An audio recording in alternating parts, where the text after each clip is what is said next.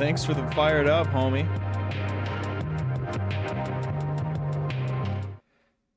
We here. We doing it live. What's up, friends? It's your boy, Ruggums. The internet's best friend. We're back with another day of Disco Elysium. How you doing, Ghetto Bob?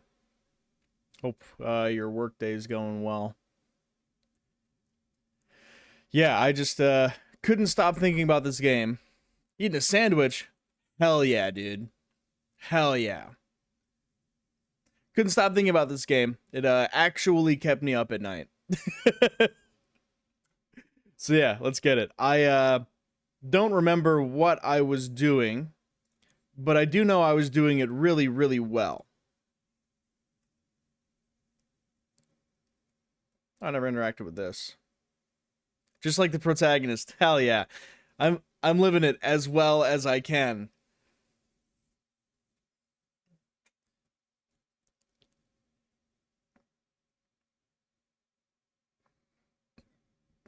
Why Friesel? Or why antlers? Why Friesel?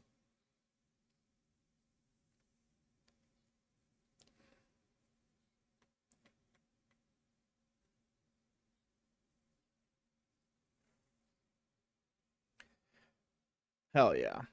Satire.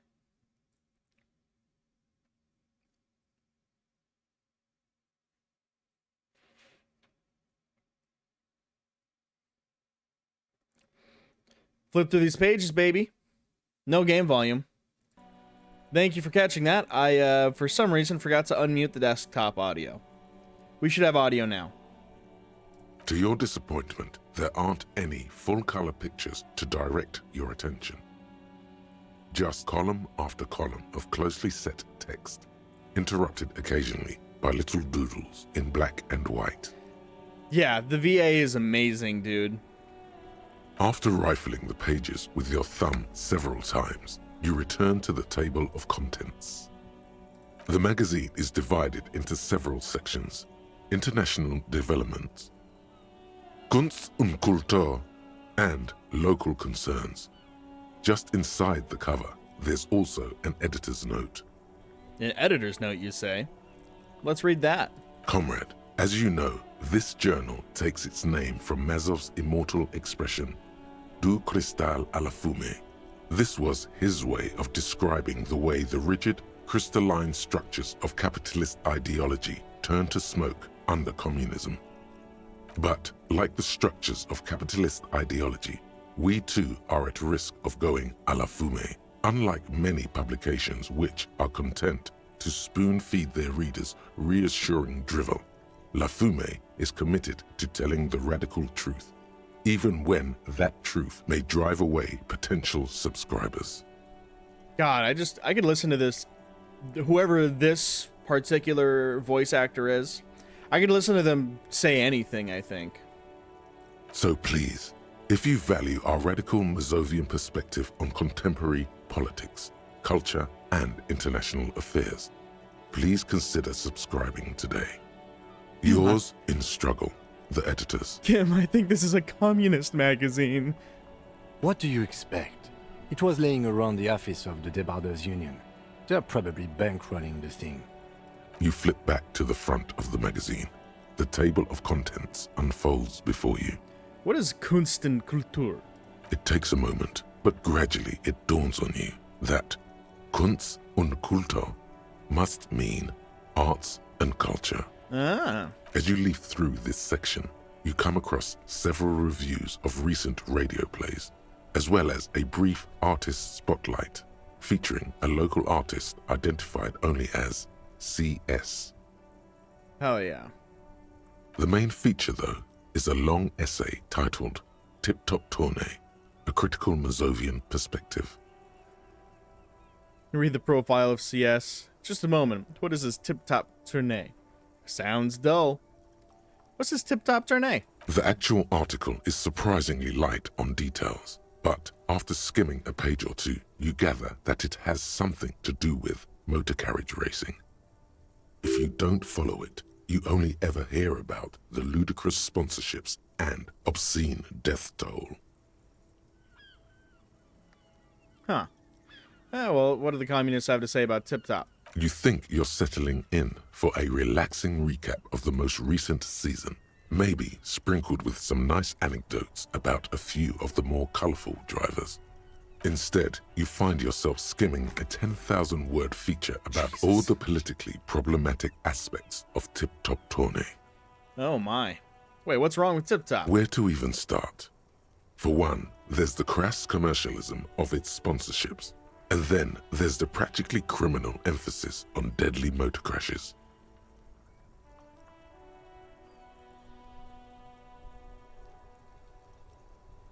I mean, I understand the problem of sponsorships, because they kind of cheapen everything. Criminal emphasis on deadly motor crashes, though. And that precisely is what's problematic about it. Were it not for the promise of random, spectacular violence, audiences would quickly lose interest. Fair. At the end of the day, it's the destruction of these 750,000 real races that you're really watching for. Was there a Pokemon available and it didn't say anything, and also for some reason it doesn't think we're live? That's weird all around.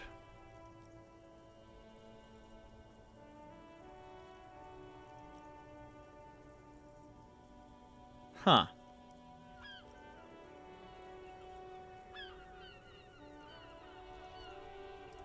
What a weird bot. Doesn't understand what we're doing. Whatever. Oh, you don't know. You're just trying in case there was one. Fair enough. Well, usually the bot's pretty decent. Yesterday it was dropping the ball, I don't know, like 4 times on not telling us a Pokemon showed up.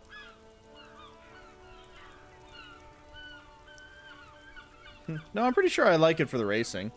Sure, you think that, but subconsciously, it's the visions of brand names being engulfed in flames that you crave. I guess I never thought about it that much.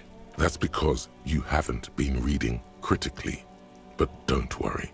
The whole point of these sorts of articles is to let someone else read critically for you.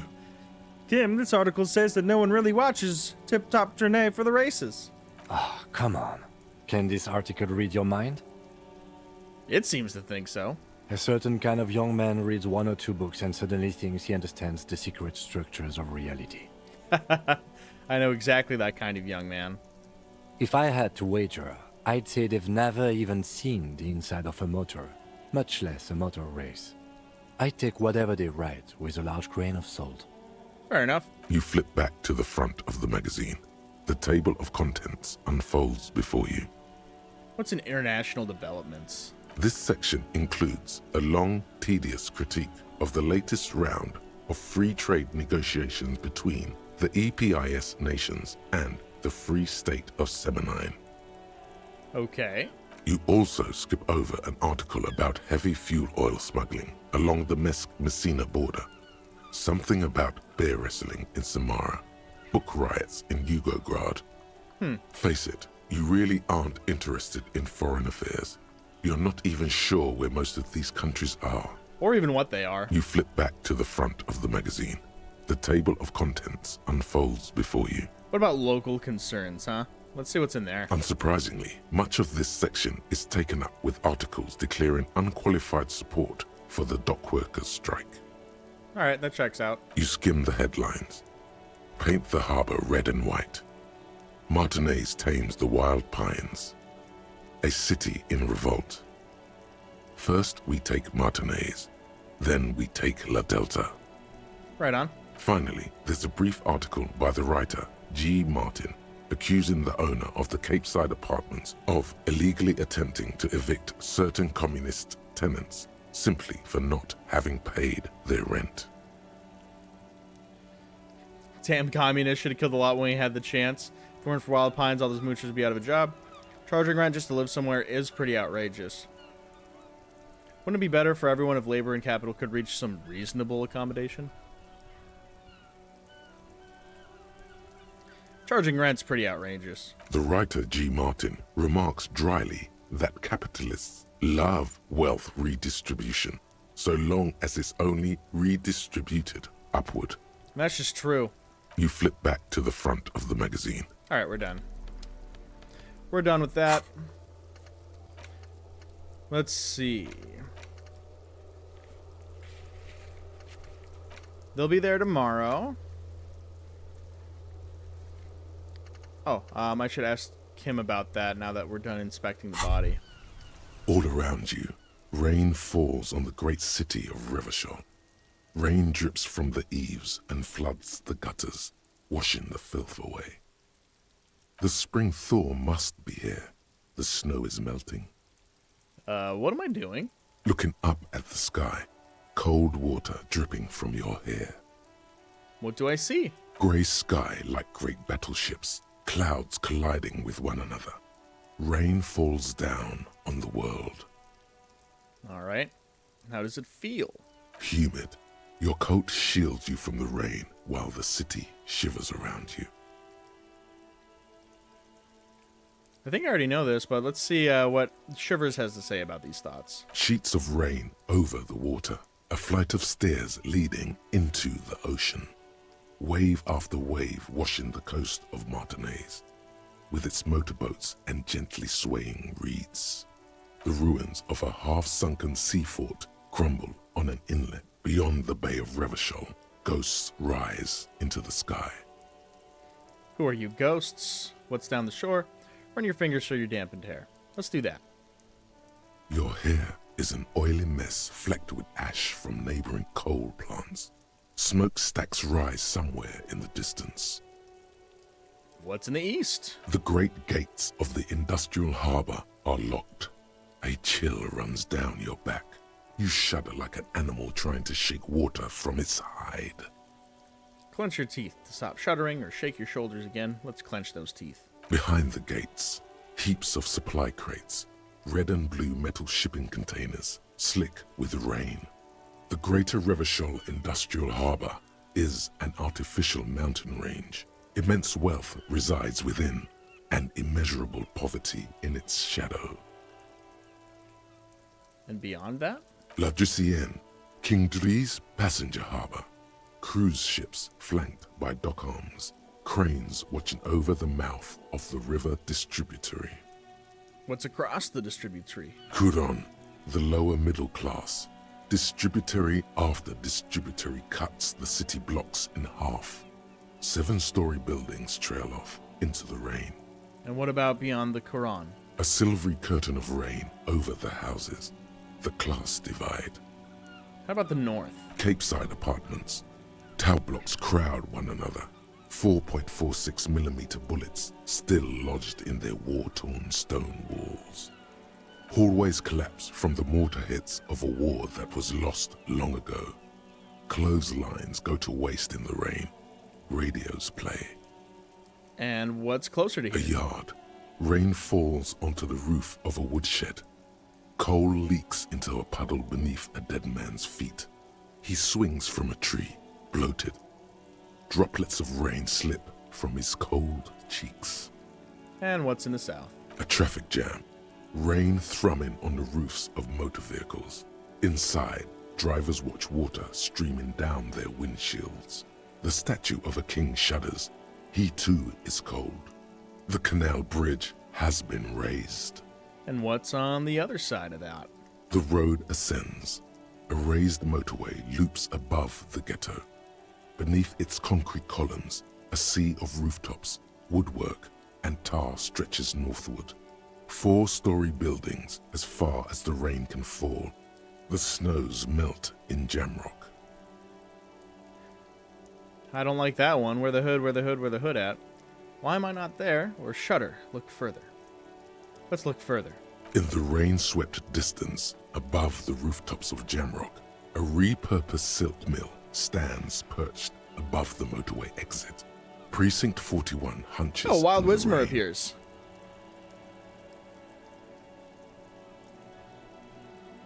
Your vision blurs.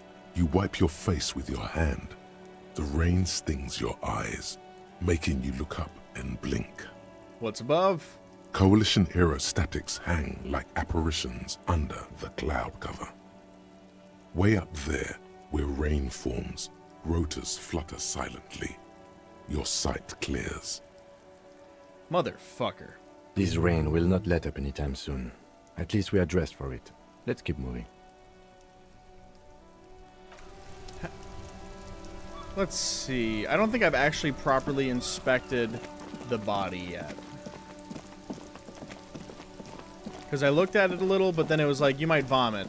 And I was like, I don't want to vomit. But now I'm ready to vomit. There he still is, looking right through you with his white eyes. The body below is entirely dedicated to that corpse smell. Emitting it is all it does now. As you breathe in, Oh, wow. the odor comes over you. It's the smell of the mind telling you to run, and your stomach to I was wring pretty sure we were itself going to fail empty. that. With your hands at your sides and your eyes squinting, you stand in it. God damn. Do they always do that? They do after 7 days, yes. We are deep in decomposition. Yeah, dude, boxcars. Oh, nice. GG on catching the Whismer. The man before you is naked, but for a pair of underpants and enamel boots. His skin is greenish, marbled with decaying veins and blotched by lividity. A fading web of tattoos covers his chest and shoulders. The cargo belt used to fasten him to the branch above appears industrial in strength. Inspect the boots. The material appears to be ceramic.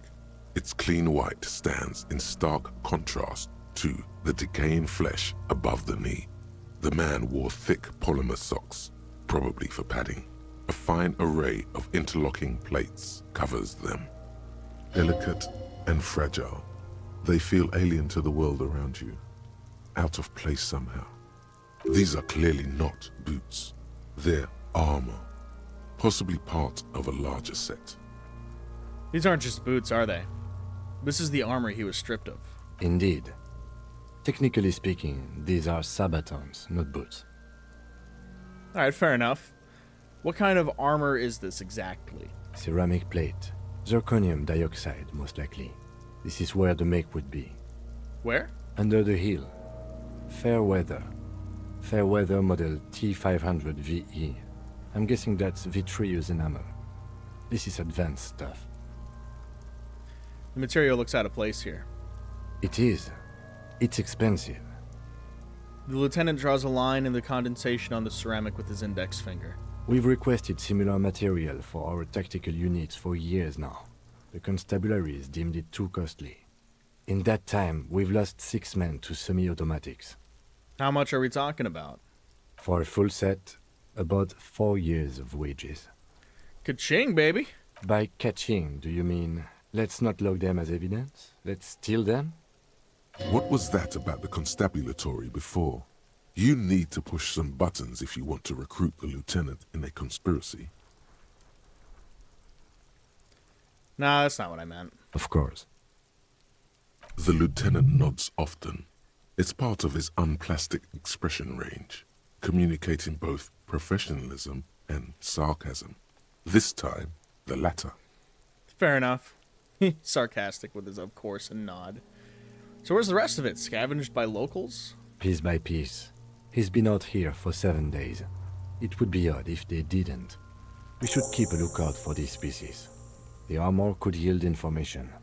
This is one thing he might actually know. Understood. The sabatons dangle off the man's decaying form, ageless and synthetic. How could this man afford such expensive hardware? Looks like he worked for a private contractor, like Evrard told us. Wealthy, with state ties. This is way above what we have. Knock on the boot. A small bell-like sound fills the air, like tapping on the side of a porcelain cup. Sounds fragile to me. It's anything but. This material is a kinetic redistributor. It spreads kinetic energy horizontally, from plate to plate, dissipating it entirely. See? Faint, organic lines cover the plates where they separate into smaller ones. These plates then divide into smaller plates until there are hundreds of them altogether. Like the scales of some ancient white monster, cracked and pearly. Well, let's see if we can pull off the boot. I imagine it's going to bring the leg with it. This feels dangerous. Are you sure?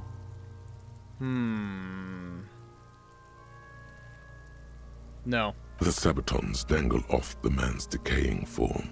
The cadaver slowly twists on the cargo belt, his torso covered in tattoos, and extremities blotched pink and blue. Let's inspect that belt. The hangman's knot is pulled tight by the weight of the corpse below. Yellow, hard-edged polyester cuts into his neck. Above, a sliding buckle ties the belt to the branch. Oh my, there's something on the belt. A familiar word that speaks to the thirst within you. What was that? A word? Vermilion, in yellow letters, along the length of the twisting cargo belt. Only a deep longing for vermilion golden spirits lets you decipher the fading logo of the local brewery. That's a bad time for a drink, right? Extremely. What kind of rope is this? Industrial strength. The kind used for tying cargo to lorries. Like in a harbor? I can't come up with anything other than a harbor. Yes, it looks like they use whatever was on hand, paying no attention to not incriminating themselves. We're assuming dock workers from the harbor did it. I'm still approaching this as a lynching, yes. Motivated by the ongoing strike. You? No, you feel like it was something else. But what? Makes sense, believably mundane. I feel like it was something else. Don't ask me, I'm just lumbering from one moment to the next. I feel like I'm going to trust Inland Empire, and that it was something else. Yes, it often is. This bell worries me. They sure wanted him to stay there. The polyester seems strong. It's not merely polyester. It's steel reinforced. See these lines? This is where the wires run. I see rabbits for more than 20 strands. This makes getting him down much more problematic than I had assumed. How do they even get him up there? A noose is one of those things that's easier to use one way around. Do they climb up using the kid's ladder? That ladder can't carry a grown man. I didn't see any splintering either, did you? I think they lassoed the branch, then pulled on the belt to close the buckle. Oh. Alright. The cadaver hangs from the cargo belt. Limbs, Let's look an at those intricate tattoos. web of blue lines stretches across the torso, from the right shoulder to the solar plexus. Each time they intersect, a small white star is formed in their crossing. Hundreds of fading asterisks riddle his skin. Their concentration is highest around his heart. His corpse is marked by stars. Huh. What will mine be marked by? Alcohol and heartbreak. Is this a map of the night sky? Is this a microelectronic system? Is this a national pattern? Is that a national pattern? Of no nation that I know of. If anything, it reminds me of religious illumination, last or penultimate century. Men who live harsh lives often turn to innocentic worship. But which one? I see no trace of a humanoid figure. We're missing something here. I agree. A sudden ring fills the air as the lieutenant pulls down on the zipper of his orange jacket. He takes a thin piece of milled aluminium from his coat pocket and pulls it open. Sounds like a sword being unsheathed. A small lens appears. Some sort of camera. What's that, or let him work? I'll just let him work. Shit, Kuno! What the fuck is that? An instant color camera. He produces two metal-capped ampoules and clicks them into place on the side of the apparatus. A thin slot shines there. This is the first time he openly acknowledges the kid's existence. I have only 2 ampoules, so nobody move. I don't want to waste one. He points the camera at the corpse, peering into it. The lens needs adjusting. Then, A sound, a shrill flash, followed by the breaking of a small ampoule of glass. You see streams of color pour onto the thick, glossy piece of paper, rolling out. In case we need it. in case we need it, the lieutenant says and shakes the paper, letting it dry in the cold wind. On it, a color-perfect copy of the dead man's tattooed chest. Cool machine. Yes, it is pretty cool, isn't it? There is only one ampoule left. Use it wisely. What do we need this photo for? It contains insight to the victim's person. This was a man of physical violence. The story he wanted his body to tell was important to him. It is his letter to us.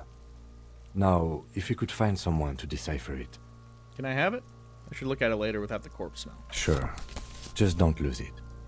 He hands you the piece of rolled up photo paper. It's no larger than a pack of cigarettes. The glassy-eyed corpse looks by, his mouth mute and his skin as colorful as the chemical rainbow on the photo paper, teeming with opportunistic organisms. Look him in the eye. His eyes are milky white and blind to the world, protruding comically from their sockets. There is no one home, just subaquatic terrors there. Dark brown hair grows on his head. His face is ready to explode from the organic processes inside. The death's head grin has passed. What remains is an unrecognizable mess. Tell me, who are you, dead man? The corpse is dead silent. Who is he? He is male, 40 to 50, with an athletic build. All right, Inland Empire.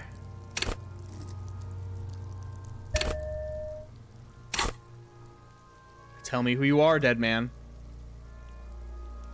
The corpse looks right. His eye, dark brown hair grows. I'm gone.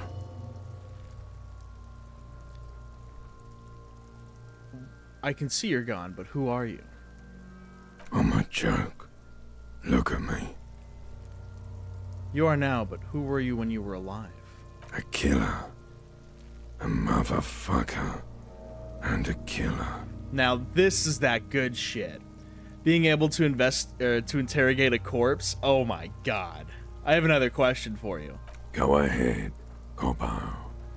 Where have you gone? Into the wild pale yonder. And where is that?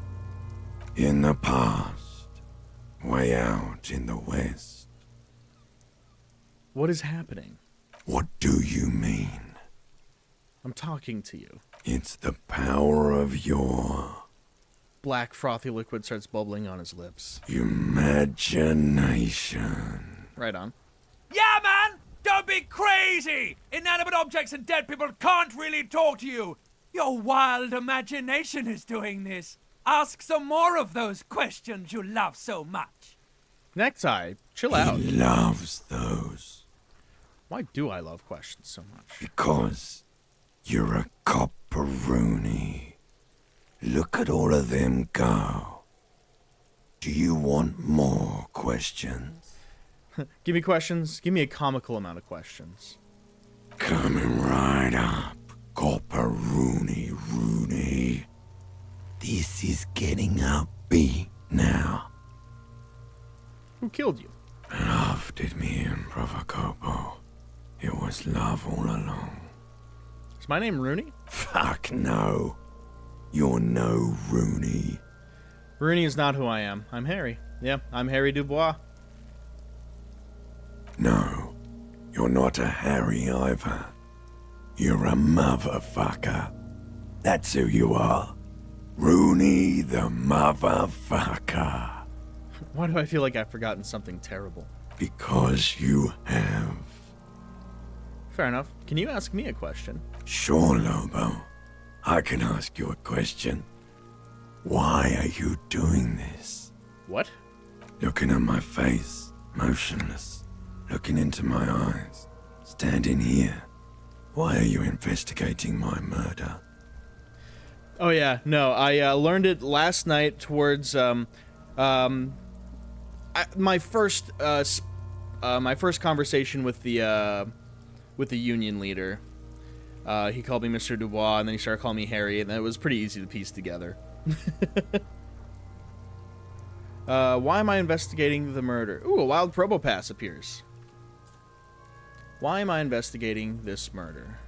I don't have anything else to do. This case is all I have, because he told me to. Maybe this will lead to something. Something indescribable, unforeseen, miraculous? The clown lips on the corpse appear to smile. The face rotates before you, slowly. Something is on its way. Something hidden. It's coming. A miracle from the northwest. and it's almost here. You can feel it in the air, on your hands, the cold spring air smoothing them over. I hate you. You stink and you're boring. Do I remind you of someone? You don't remind me of anyone. Sure I do. You just don't want to admit it. Enough. Come back later, Corpo. Amuse yourself with my frank manners and my memento mori features. If possible, also, see me in your dreams. So, how do we get him down? Are you sure we finished the preliminary examination of the cadaver? We might miss some of these things once he's done. He stops to think, then checks his note. Alright, let's The see I didn't cadaver miss anything. slowly twists on the cargo belt. Squint and His take a step torso back. covered in tattoos. As you narrow your eyes, the monster before you blurs into a violent mess of green and pink. Observe. Only the lower extremities are pink with a dash of blue. His fatted hands, thighs, and his neck, just above the noose. The rest of the corpse appears dark green in the cold spring air. I'm squinting, Kim. Why am I doing it? How should I know why you are squinting, officer? His face and hands are pink, thighs too, the rest is greenish. Oh. You are trying to assess lividity. Rigged. Relax your eyes. The monster comes back into focus, an explosion of color coursing with dark marbled veins. His stomach appears pregnant with something. Black liquid streams down his We have a thigh cat. and onto his boot.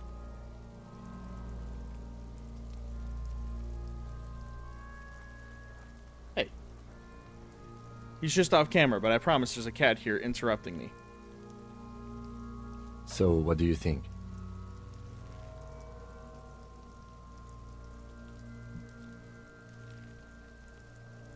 Something's coming out of him, that's obvious. He's beaten up, see the bruises? I do. Most of them are post-mortem. Maybe even all of them. The delinquents have made our jobs harder with their little sport. Stop talking in riddles, coin slot. He means you fucked him up good, Kuno. Fucked him up brutal like. Something's coming out of him. A pool of blood and feces has eaten into the frozen mud below the man's feet. Purge liquid is dripping into it, drop by drop. The victim appears to have contained no more than half a kilogram of digestion at the time of death.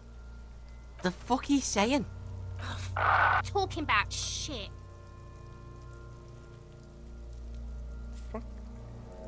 Pancake. Be lower. Stop rubbing on the microphone. You jerk. Maybe he went to the toilet sometime before death. Maybe. Well, what do you think? I think he was upright immediately after death. Blood has gathered in his hands and feet, and his neck. He points to his fattened chin. The noose acted like a tourniquet, keeping the blood in his head. The hypostasis here is in tune with the hanging. That's what I think. Yeah, it does seem like a lynching to me. Everything here seems to corroborate that assumption. But we should still get him down before assigning a probable cause of death. Think he's dead. I agree. There are crow's feet in his eyes. He's laughing silently. Totally dead. This buster's not coming back. No siree. But there is no breath to catch. Only the cadaver filling the air and your nostrils. He slowly rotates before you, decomposing. Yeah, let's get him down from there. The steel-reinforced belt presents a unique challenge. I brought chain cutters, but I don't see a good angle of approach to the belt. The cadaver is a good 1.2 meters up. Neither one of us can reach the belt without assistance. And even if we do, there's the question of cutting it. We could saw the branch. Climb up there and saw the branch? Yeah, it seems dangerous. There has to be a less risky way, with less falling down of trees. Maybe we could shoot him down. No, that's a bad idea. Maybe we can ask for help from the I was really hoping we wouldn't. The Union appear to be suspect in this case. It seems like a dangerous route to go down. Yeah. Let's reconsider. But what other options? The corpse twists on the belt, like chicken on a skewer. Maybe we could shoot him down. Yeah! Bang bang time, pig! Shoot his head off! How? Just shoot the belt? The bullet will break it? It absolutely will not, officer. That's not how physics work. Oh. It will maybe cut one thread loose. Oh, fair enough. Yeah, now we're talking. Entertain a Kuno with some shit. Kuno, fuck off! Jesus! Go die! They'll miss! The pigs will miss Kuno! And Kuno asks also fuck off. The lieutenant is undecided.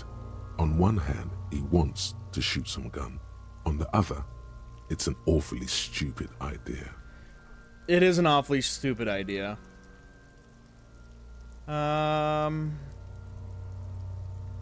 Let's let him choose. Silence. With his elbow sharp, the lieutenant unzips his jacket and produces a lightweight firearm. He drops a paper cartridge in the barrel, separates the scouring stick, and gives the cartridge 5 tucks, Oh shit, so he agreed with me even though we agreed it was a bad idea. securing it in place. He then steps back and assumes the fellow's desk position, taking aim. The corner of his eye twitches. His finger is on the trigger. Let's watch. He's gonna fucking miss! The chick's voice is drowned in a shrill blast that echoes off the walls of the surrounding tenements. A cloud of smoke slowly parts in the air as the lieutenant steps back and says to himself, God damn it. he feels bad about it. About his eyes mostly. Just having bad eyesight. Probably from a young age. Whatever you do, do not console him. Okay, I won't console him. Fucking idiot! Mookaba asshole! Kuno could have hit it easy, but then Kuno's not fucking handicapped, is he? Well, what now? I have to say, it's beginning to look unlikely we can get him down without assistance. I guess I could try. It's bad as it is. Us shooting firearms like punks. He pauses, then shrugs and proceeds to load the pistolette. Go ahead. I'm not stopping you. Just don't lose it. Jerk. The piece shines in his outstretched hand. They only have one gun! This is the sorriest pair of pigs Kuno's ever seen. Yeah, take it, you fucking banana poika! Take it and shoot yourself in the mouth! Let's feel the weight. The cold piece of bakelite Thank you and for the gun belief. metal is surprisingly I hope we light. get it. Your fingers fit right through the guard, instinctively resting on the trigger. The fuck are you waiting for, Kuno? Tell him to shoot himself in the mouth! The buckle comes into focus in your sights. You stand Number with one. your feet planted firmly in the ground and your left hand supporting your gun arm. Why don't you just shoot yourself in your mouth? At least you won't miss. So I do have a level up. I could increase my hand-eye coordination. Why not, huh?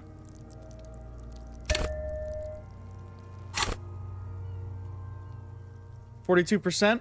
Never tell me the odds, baby. Let's fucking go! Full send! Damn. Oops, I shot him. A plume of smoke erupts from the barrel. Your hand goes numb from the explosion. With your ears still ringing, you lower the weapon to see what happened. You missed the belt, but hit the corpse straight in the chest. Bits Oh, no. of ribcage protrude from the skin. No blood, only a murky sludge dripping down his belly. The sudden stink makes your eyes water. I can't believe we did this. Oh my god, he's gonna fucking cry! I knew it! What a mulko! Ask for another shot. You'll get it with the next one. The goddamn light reflected off some window. Surely.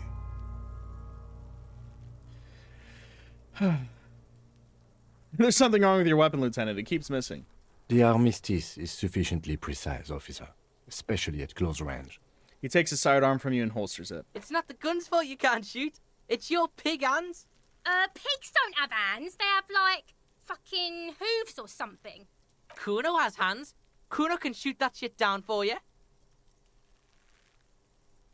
No, Kuno, if I can't shoot him down, no one will. Cop's bitter 'cause he fucked that corpse up, Kuno. What a fucking kurpiller. We still need to get him down, somehow. His tone is growing tired now. The stench makes him turn away from the corpse. The bad how? way. The way I didn't want us to. By asking the harbor for help. They have the tools and the men. If they put him up there, they can take him down too. Good job, we already found a way in the harbor. Hooray for us. Let's get to it then.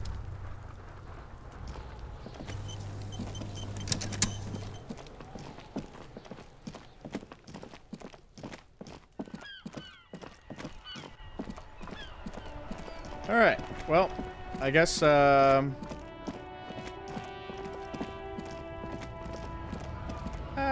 I talk to the racist lorry driver? He's my support character. Looking for something, Hunt? Come to tell me to fuck off again? What are you hauling? Oh, not much anymore. I'm here to pick up some cargo, but the dock workers are on strike, so it's a sit and wait on your ass situation. Oh, damn. How long has it been going on? The strike? Oh, they've been at it for a while. A month, 2 months maybe. But this here is just the last week or so. And what kind of cargo are you supposed to pick up? Apples. Apples. Yeah, apples. I take it you had other questions? He's given you the runaround. Let's be honest, you were bested. Yeah, we're done for now.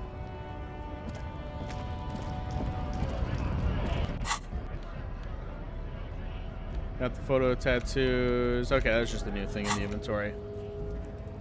Alright, so I guess... I wonder if Manana can help me. I don't want to run all the way back to the office if I don't have Hola, to. Wandering Man. How can I help you? Oh, never mind.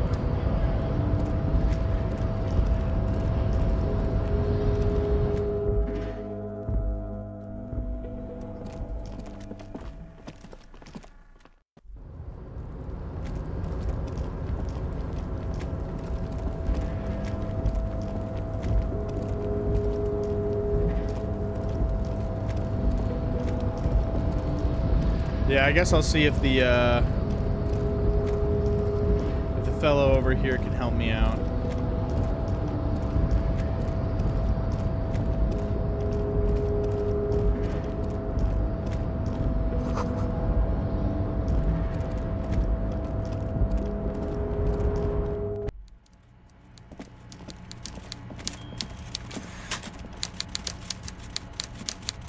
Mr. Dubois, a pleasure as always.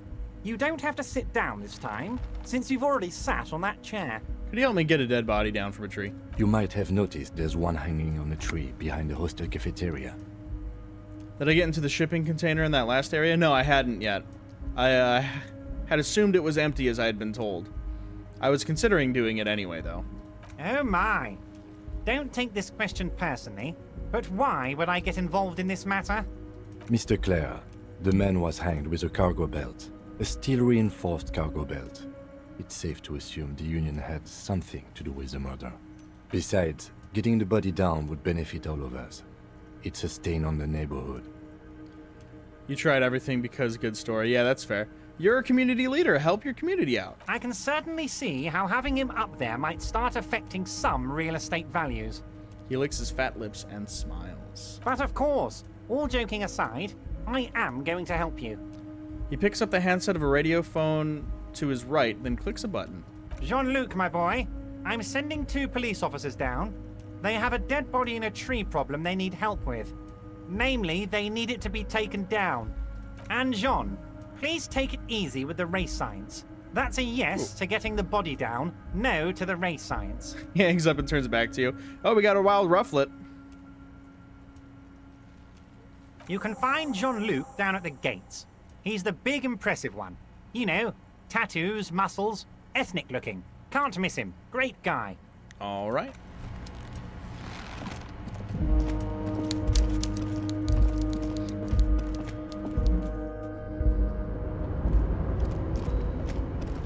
Alright, let's fuck around with that shipping container. Why not? What's the worst that can happen?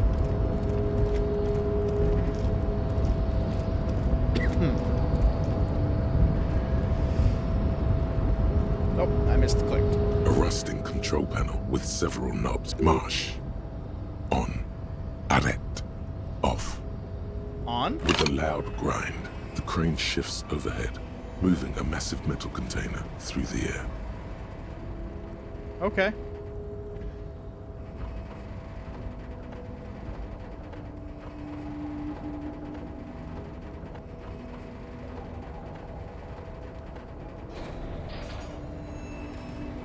Dope.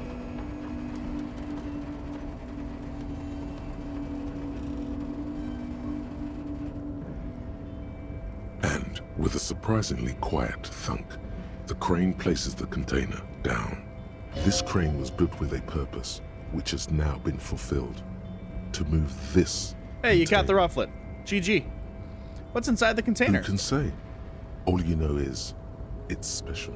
I can't see how that was worth the wreckers, except for seeing the crane in action, which I admit was satisfying. Leave. Maybe there's a dead body in here. Before you stands a cargo container. Just one of many in the yard. Lieutenant, I think there's something special about this container. You do? Because I don't. Wait, why not? There are a million containers here. Why are you fixating on this one? It was hanging from the crane. You just picked one out because you wanted to interact with a cargo container. We are not here to interact with containers. We are here to talk to the Union, right? Open the door. You attempt to turn the handle, to no avail. The doors seem to be mechanically locked. To your left, the lieutenant considers your actions with some puzzlement. Let's knock on the door. No reply. Persuade the door to open. Let's see, we roll boxcars, baby! Why We are did you not. even trying to open a door with rhetoric? Because getting physical wasn't an option. Because what wasn't an option? Never Are mind. you satisfied, detective? Nothing more to do for now.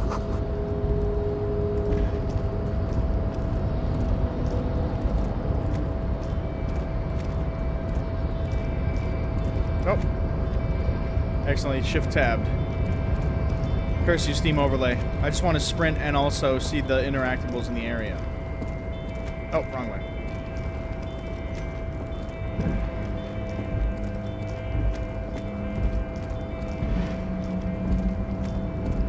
Foiled by the door. Classic, dude. The door wouldn't let me in. I even asked it nicely. And this is Jean-Luc. Your race descent has only worsened since I last saw you. You have really let yourself go. Everett told you to help us get the body down from the tree. So it was. You surmounted the harbor wall in a display of athletic prowess to reach my superior. Then had him give me an order.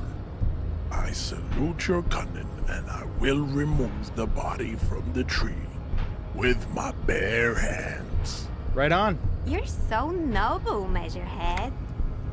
But while I am gone, someone must stand guard on the bridge. That someone needs to be you. Both of you. That would mean you're openly showing the people that you're taking the Union's side.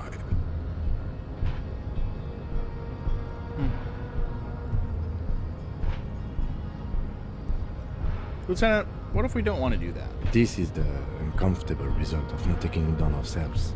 I can live with a compromise. Listen to your little friend. He is wise in his childlike way. His mysterious race may yet prove fierce competition to my heroic haplogroup. Alright, well, Babe, see that they stay here the whole time.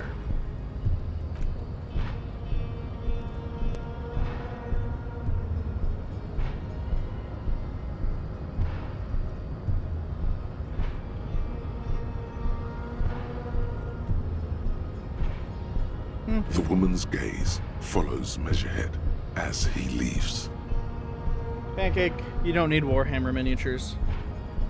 So, you guys are like cops or something?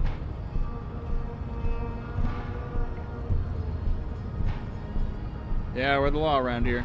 Cool. I like men with guns and power. I'm Katya, by the way. Okay, Katya. You hear that? That sound. He's breaking something. Yeah, Jean-Luc must be really tearing it up over there. I wish I could see it. I also wish I could see it. Look at you! RCM rent-a-cops! Guarding that bridge like Everott's lapdogs! Is this where it's at now? The RCM is for sale! And who are you? What is your business here? Why are your clothes 4 sizes too small for you? I'll work with whoever I want. A shrill laughter interrupts you, echoing across Martinez. It's Kuno. Then the man turns to look behind him at the behemoth appearing around the corner, approaching him, walking past him.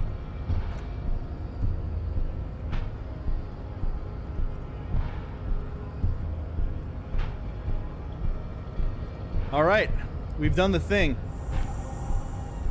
The corpse has been removed from the tree.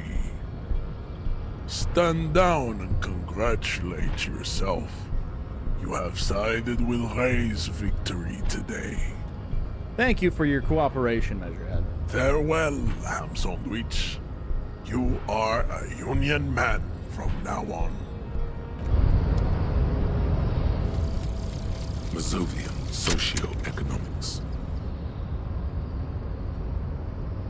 0.000% of communism has been built.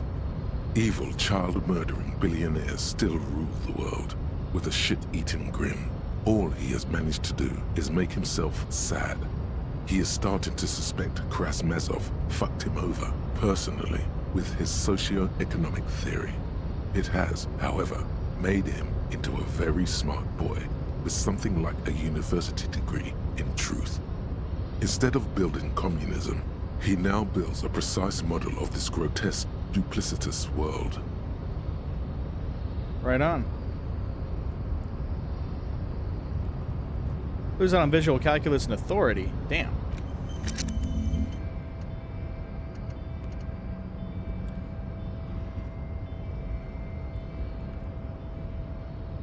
So you need a skill point to forget. Okay.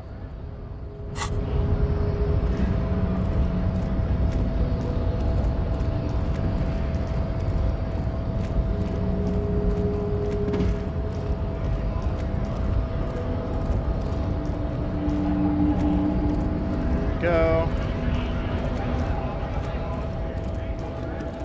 Fucking scabs.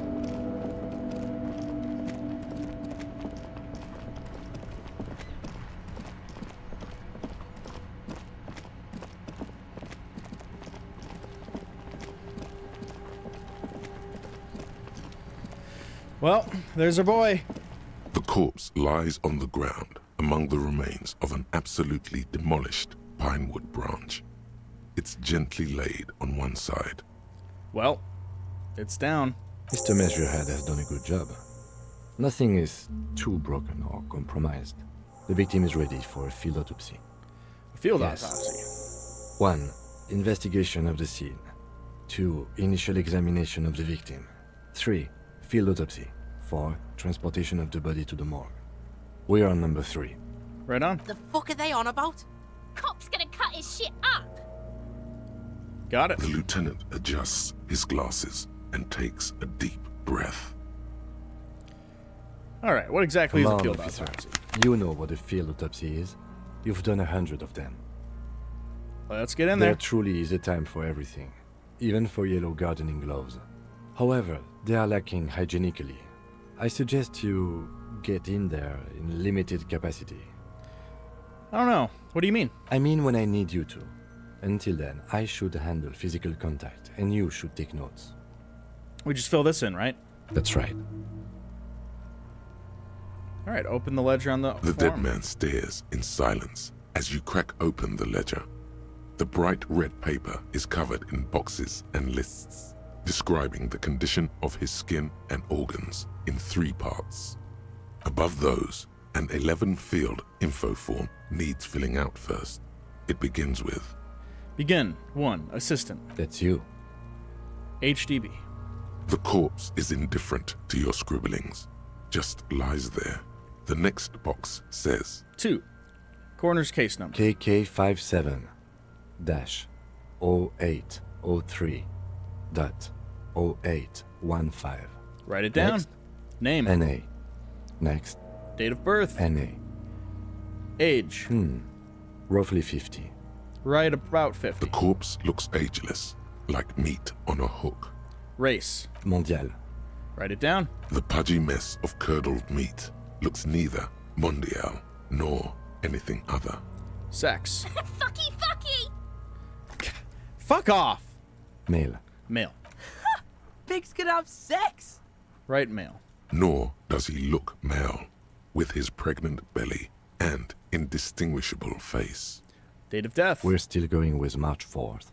51. Write it. What else? 9. Body identified by is non-applicable. 10. Case number is the same as the coroner's case. Continue. KK57 0503 0815 listens motionless, with the cargo belt still around his neck. Only 1 box remains. Evidence of treatment. None. At least not after the initial examination. A strange word. Treatment. What exactly is treatment, anyway?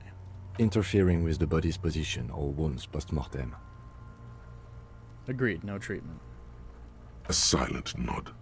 The lieutenant places his gloved hand on the corpse's chest, as if in preparation. Your central nervous system recognizes this gesture. It's the stations of the breath. Ecclesiastic, religious in nature, a holdout from pre-DeLorean burial rites. It takes him 2 seconds to perform. Then, somewhere in Jamrock North, a small wood shed behind Rosencrantz Row, Lieutenant Nick Feuerbach puts his hand to the chest of a small corpse, no larger than a monkey. It's raining outside, light drizzle. There is darkness in the shed. Elsewhere yet, an obese female sits in a wicker chair, her silhouette bull-like against the window. Outside, Grand Coudon. The day is turning dim for Sergeant Mac Dawson. Hand extended, he approaches, to make sure she is dead more than anything else. God damn. The building is tall, 7 stories wind-wrapped in solitude. Most of the apartments are unoccupied. This was a suicide. The other, an accident. The small one. Hi, Pancake. And so, all across Jamrock, Coal City, GRIH, 42 deceased persons found today. 42 stations of breath. We should start the post-mortem. Turn the page. The corpse cannot feel Kim's hand on his chest. It no longer meaningfully interacts with its surroundings. A thicket of boxes and lists on red copier paper tries to answer why. External examination. Summary. Clothes. The deceased wears armored boots and white briefs. The make of the briefs is Babrodine, I think. Let's see. He turns the body onto the side to check the underwear label. See, it's happening. Babrodine, yes. Inexpensive. Size M. Color white. The disappointment is palpable. The red-haired thing was expecting something more lurid. Write it down. The boots are ceramic, vitreous enamel. They are fused to his skin from Wild blood Shooty flowing appears. downward post-mortem. Removal of the boots is left for processing. Write it down. Tattoos. He stands up, feet planted on either side of the body. The upper torso is covered in a single, continuous tattoo, resembling a national pattern. It reaches from the right shoulder to the heart. The ink is blue and white. The assistant has a color photograph of the markings. to be added to the case files as document A1. The photo is taken on the scene, using a Trigat Mini. Write it down. The deceased has a cargo lashing belt around his neck, tied with a hangman's knot. Color yellow. Length 3 meters. There is a buckle on the other end. Write it down. Well nourished, athletically built, measuring 1.8 meters. Generally consistent with age, about 50. Preservation is good. Ambient temperature below freezing. Write it down. Body hair is Hey, light leave brown. the microphone alone, buddy. Distribution is consistent with age. The deceased had male pattern baldness. Hair is combed back, short. Write it down. Lividity is consistent with hanging. The head is congested. Contusions are present on the head, chest, and thighs. Consistent with stones thrown post-mortem. Low velocity. Fucking low velocity? You think Kuno doesn't know what you're talking about? Velocity was fucking max. Hey, we both got it. GG. Talking shit about Kuno's velocity. Fuck you, Kuno. In addition, there are bite marks on the face, scalp, and chest. Consistent with predation. Write it down. Ligature mark. The lieutenant produces a small folding knife. The other hand pulling on the belt, he starts cutting into the polyester. The stench is horrid. After a while, it's obvious the material cannot be cut. Still wiring. There's too much of it. We need to remove the belt so we can get to the ligature mark. Alright, what happens now? Or may I try? I don't think I should try. What happens We now? get chain cutters, then try with those. I have a pair in the toolbox of my kinema. Let's go get him. Damn corpse. We had a good rhythm going. Lieutenant gets up and brushes his pants. To the chain cutters. Pancake, stop trying to get on this desk, homie. I will send you away.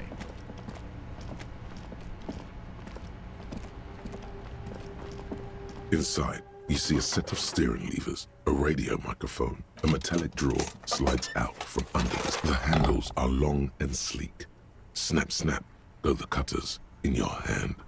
You can do good work with these. Cut chains, locks, and ropes, especially belts. The pull-out Alright. toolbox slides back into its nest. We got it.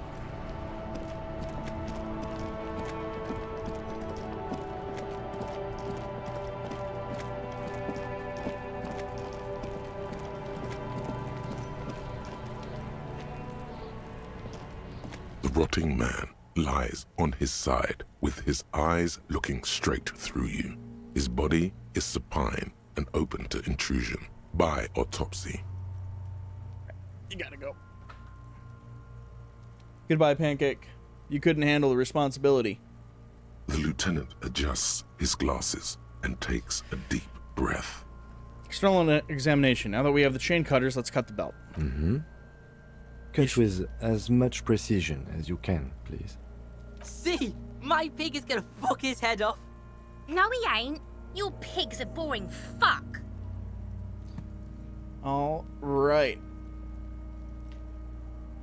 This is a red track.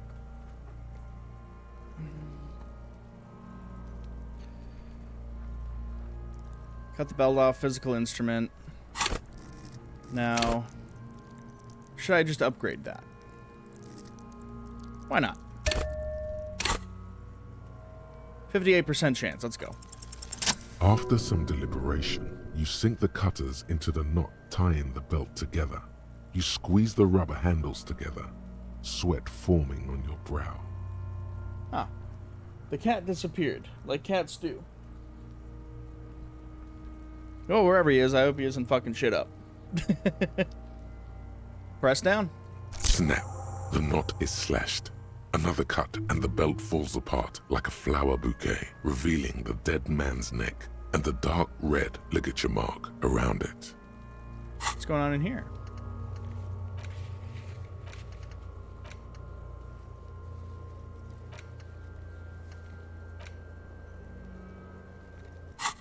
Continue. The rope rises to a point, leaving a gap in the ligature mark. The suspension point is in the back of the neck.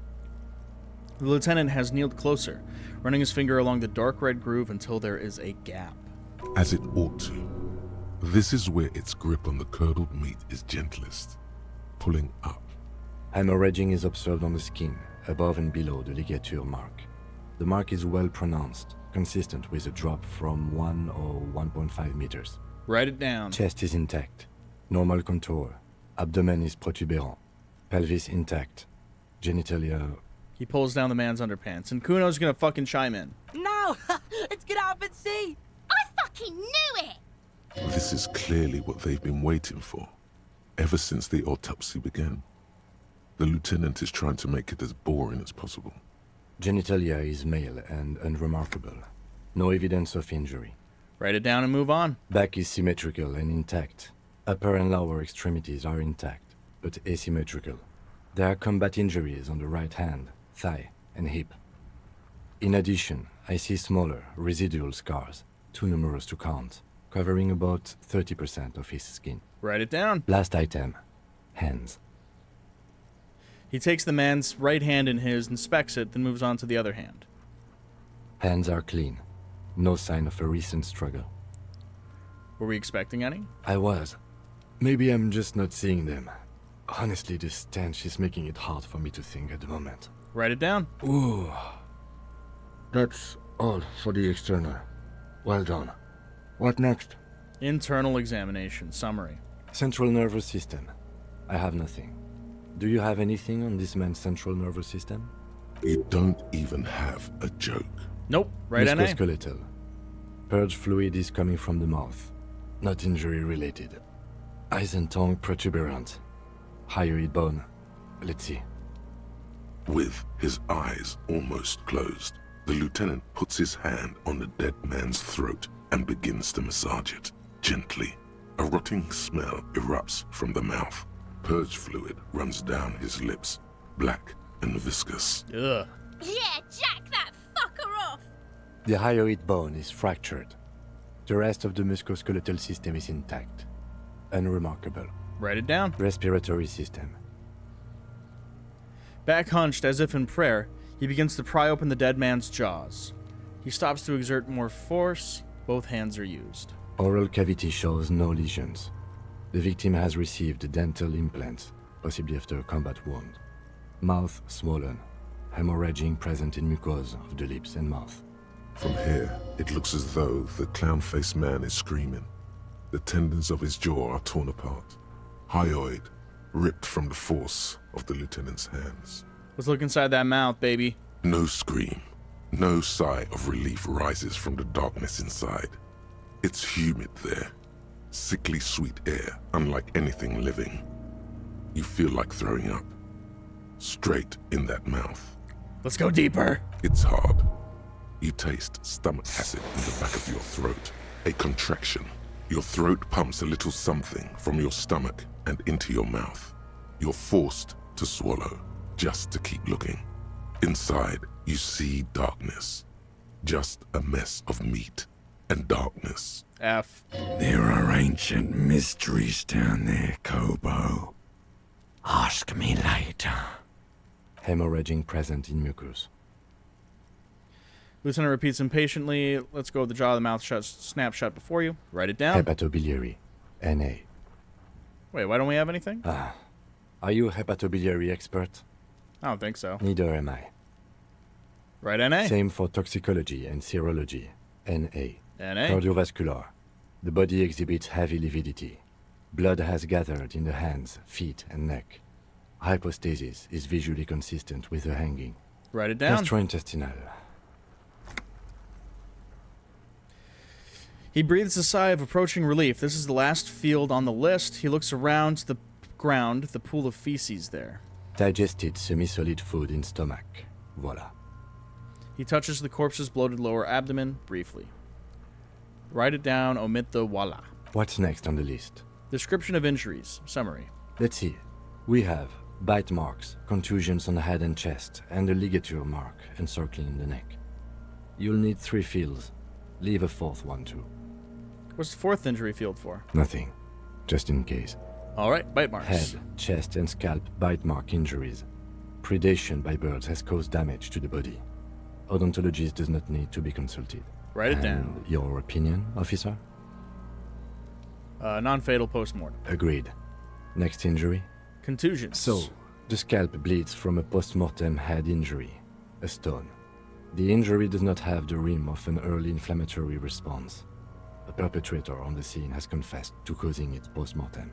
At maximum velocity, fucko! Fuck you, Kuno. Has confessed to causing it at maximum velocity. Write it down. Coagulated blood sticks to his scalp and chest, where the countless stones have hit the dead man. Beneath, the description of injury. 2 boxes. Non-fatal post-mortem. Right. Next, Ligature mark. dark red abraded ligature mark encircling the neck, with a gap on the nape measuring, let's say, 7 centimeters. The hyoid bone is fractured, the cervical column intact. All right. I see hemorrhaging on the skin, above and below the ligature mark. Depth of the mark, 1 centimeter. No signs of clawing on the neck. Write it down. Below the note, 2 customary boxes wait to be ticked. The man's head jerks to the side. The ring around his neck is visible.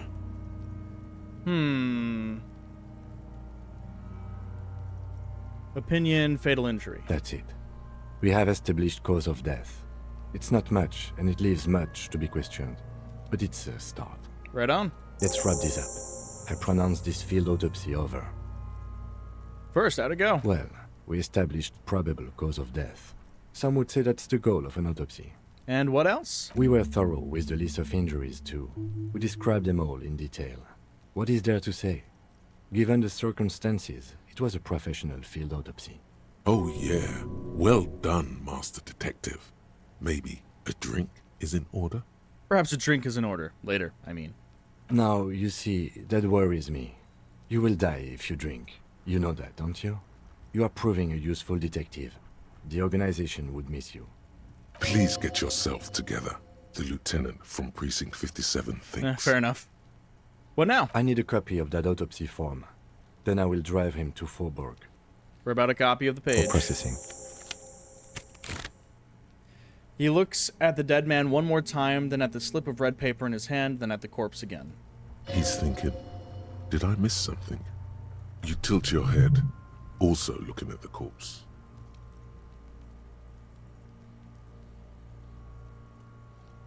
Very low on the perception. Let's see. Shoot, Looney Rooney. At the autopsy, you said you have ancient mysteries. Oh yes, Kobo mi Lobo. In the gift horse's mouth. Tracts and wakes and waterways. Ancient materials buried. Right on. But where, brother? Just a small gulp away. My beloved Kobo. A small gulp away. Enough. Come back later, Kobo. Amuse yourself with my frank manners and my memento mori features. If possible, also, see me in your dreams. Jesus Christ. Perception. Honestly, even if I level that up, it's not going to give me the edge I need. Let's just see if I get lucky. You run your hands over the victim's cold body, his limbs, his torso with its swollen organs. Maybe you should be more thorough. Look under the fingernails again. His fingernails have turned dark. They're chipped and quite long. There is dirt under them. That's all. Do you think we missed something? You can't shake the feeling that there are more secrets concealed in the flesh before you. I've got a gut feeling that there's more to this corpse. Okay, well, we are in livor mortis here. He is disintegrating. We need to refrigerate the body if we want to conduct another examination, and we need to do it fast. Okay, where do we find a fridge for the body? It would have Wild to be Natsu appears. industrial in size. Let's start by asking Gart at the Whirling in Rags, and the Fritz store down at the gates. If they don't know, but only if all else fails. Fuck are you looking at, Beano man? You want a piece of the Kuno? Wanna get fucked? Fuck you, Kuno. Only if all else fails. Let's hurry then. This is one task we cannot sideline. With every hour, whatever we are looking for will become harder to find. All right.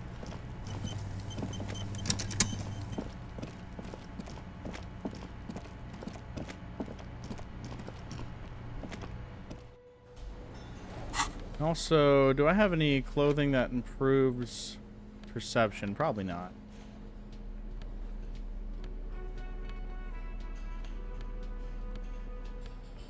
No.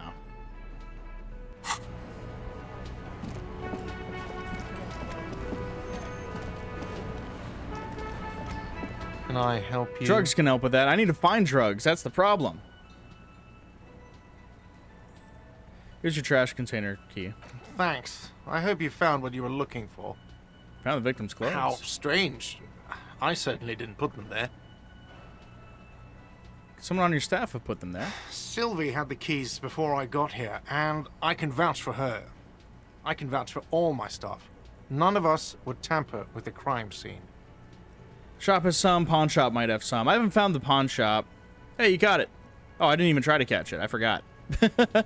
The trash collection service, CS Municipal. I don't see why they would. The shop with the girl. Oh, the Frita. Ah, the elusive CS Municipal. I doubt we'll be able to track down who was sent here last and when. This will have to be one of those little threads that solves itself down the road. On Clinton Street, near the Boogie Street Diamond, a small truck rattles down an alleyway.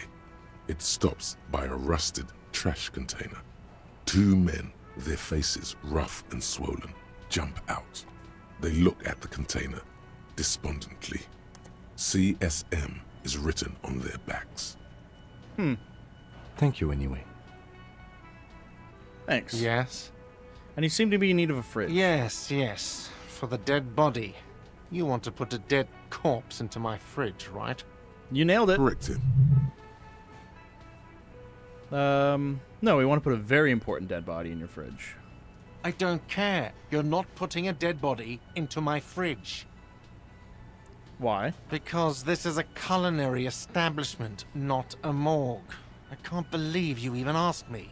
I should have lied to him. It would only be for... Lieutenant, you too? You're asking too? No. The answer is no. I will not turn this place into some kind of macabre circus. Let's go talk to the frit clerk. Goodbye. Oh. I got off WASD and was won over.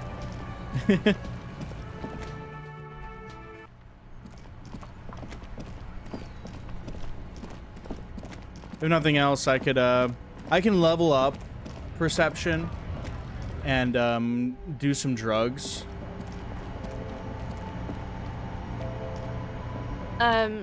Is this about the questions again? Because I don't really know anything. I need to exchange this novelty check for cash. Wow. I didn't know you worked for the Union, sir. She rolls up the giant novelty check. Looks like she's seen it before and slips under the counter. Anything else I can do for you? Blow the whole thing on speed and gin right now. Speed and gin. Great combo. Ask some local dealers, maybe. Does Fritz have a warehouse in the back of the Whirling and Rags? A warehouse?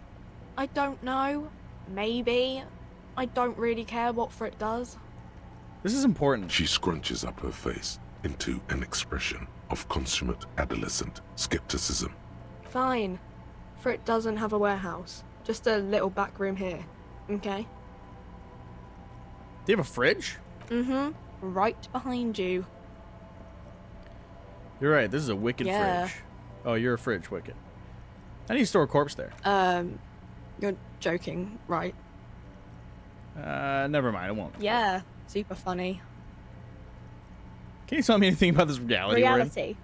You mean what reality?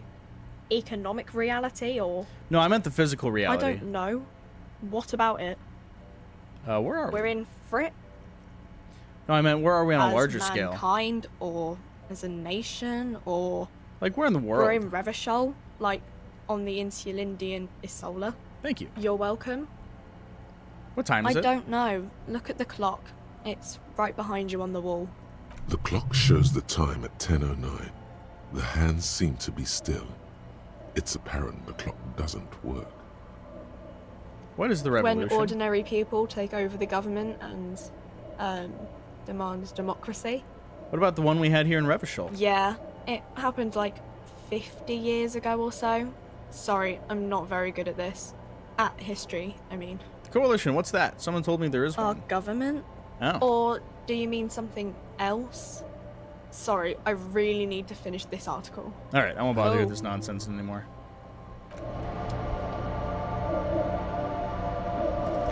You see several packaged raincoats fill a low shelf beneath a display of croissants and juice bottles. The raincoats are transparent, except for the big Fritta slogan on the back. The packages are small, discreet, sloppily stacked, making them easier to take unnoticed. No need to worry about knocking over a display. I don't need a raincoat, I already got one.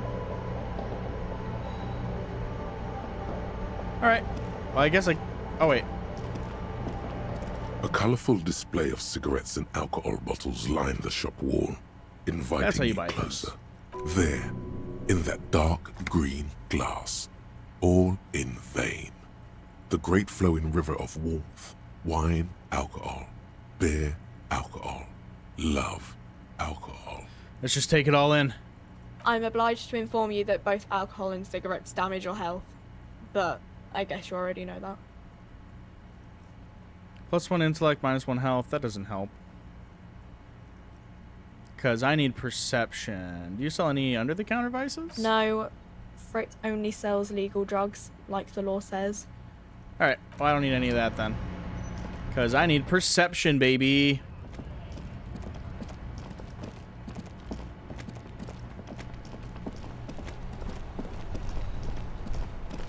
Okay. I think I have to ask Kuno for help after one more attempt at investigating. Where's the pawn shop?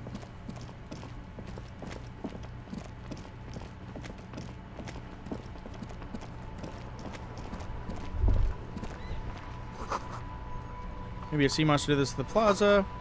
Damage looks like it could have been caused by an earthquake. To the southeast, you think? Let's see. I wasn't able to really get through there at all.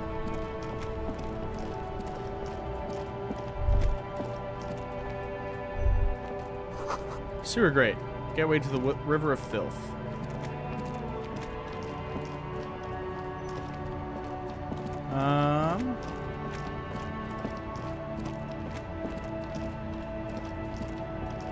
Oh, is that the pawn shop?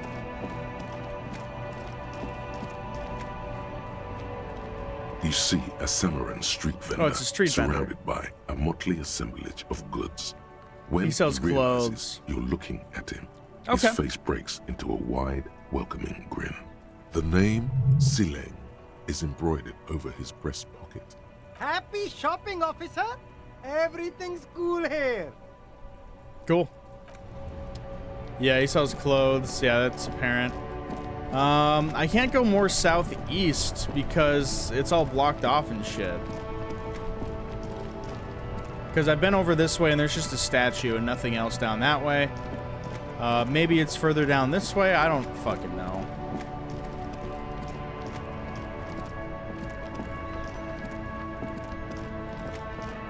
I don't think this is the pawn shop. It is.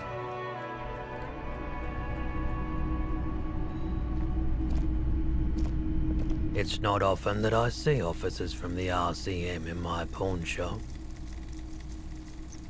What can I do for you? His courtesy is not insincere, but he prefers being alone with his projector, just watching the movement of light across the walls of the shop. Now that the RCM is here, tell me, have you had any trouble lately? I haven't had any problems myself, though some of my customers have complained about inconsistent law enforcement. Fair enough. Who are your customers usually? All kinds of people come through here. Locals, travelers, people looking for a deal, people looking for a keepsake, people who are terminally bored. As you can see, I have a wide selection of goods for everyone to choose from.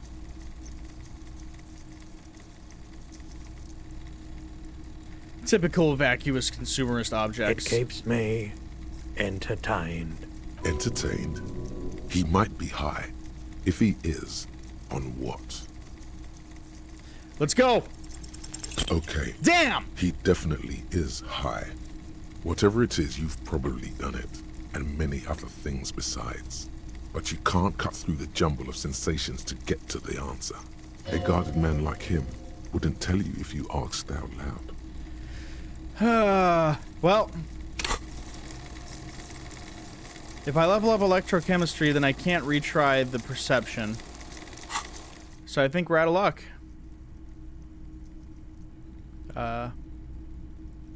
Might be able to aid our I investigation. doubt it, but I can try and answer any questions you may have. Know anything about the recent hanging? I do my best to keep my distance from all manner of butchery. Bad for business, bad for everyone. That's all I got. The pawnbroker's gaze is already fixed on the dancing. A typical Martinez streetlight sits among assorted floor and table lamps. Alright, well, I wasn't able to, despite having decent odds, was not able to suss out how to get drugs from him. Well,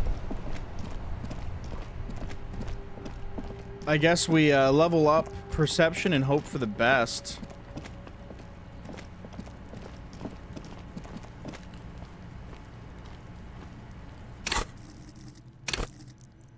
Level up.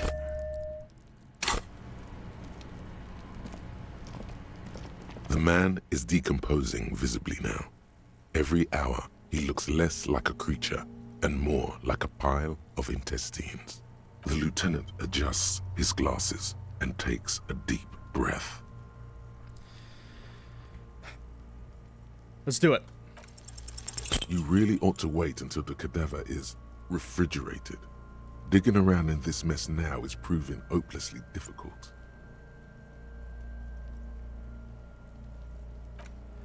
Okay, well, I guess we have to ask Kuno for help, even though I fucking hate him. You missed a good show before. A kid came by and completely fucked the tree to pieces.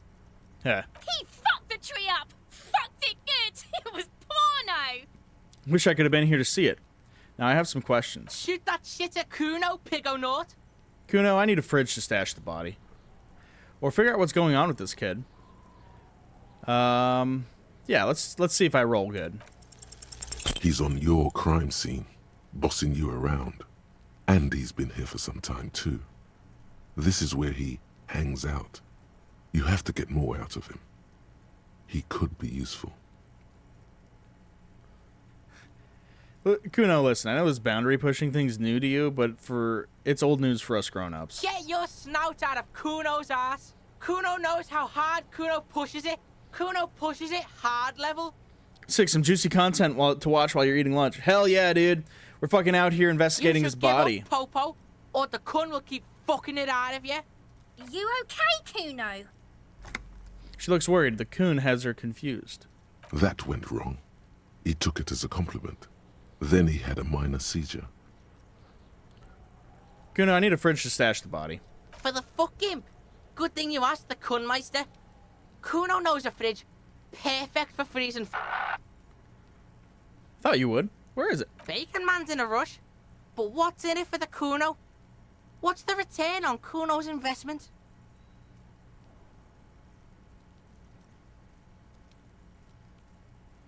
Man. Why is my rhetoric so bad? Oh, because I'm dumb. That checks out. Why not? By killing in his territory, someone has openly challenged Kuno. It's in his best We got interest lucky, to put homies. them in their place. A wild Gotharita appears. Some arrogant shit thinks he can kill in the Kuno's kingdom without asking the Kuno first? That sounds like lawlessness to me. A dark flame smolders in Kuno's eyes as he ponders your argument. Wordless, like kings do. This outlaw's fate is in your hands. Let's make an example of him. Help me locate him using the fridge body technology. Alright, Kuno hears you. See that shit house over there? He Points to the collapsed building with the bookstore. A cold comes over you as you glance behind him at the crumbling colossus there, casting a shadow on you. You mean the doomed commercial area? Whatever. Don't fuck back at the Kuno. You gotta get in that shit. In there deep. Yes, he means the doomed commercial area. Ah, I didn't check the basement when I was there. Listen to Kuno. Always check the basement. Kuno always checks basements. Deep style. What a fucker. There's a giant fridge down there. Fucking will fit, no problem. It looks like a white bird or some shit. Try not to piss yourself when you see it. Thanks, Kuno. You didn't hear it from Kuno, pig.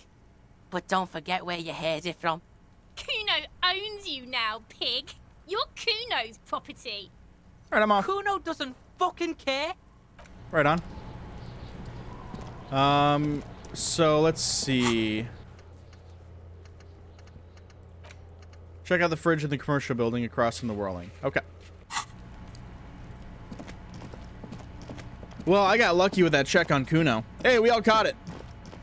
Pro tip, take all the tools from Kim's car if you don't have them. Okay, I only took one out of there because it was like, I need it for right now, but I'll take them all. Inside, you see a set of steering levers, a radio microphone, a pull-out, a metallic drawer, the pry bar, cold and heavy, like truth. You feel like you're reunited with truth once more. Inventory's limitless. Nice. Useful for opening all sorts of doors and lids. Take the hand crank It's fast. robust, weatherproof, and well-made. Police issue, blue. Lets you see things in the dark you would otherwise miss. The pull-out toolbox slides. Cool. Yeah, I didn't take that stuff in before. When I went into that scary place in here. But yeah, let's go in. Hopefully it's not too late. The flashlight to find all of the hidden disco. Alright, let's go ahead and equip the flashlight, how about?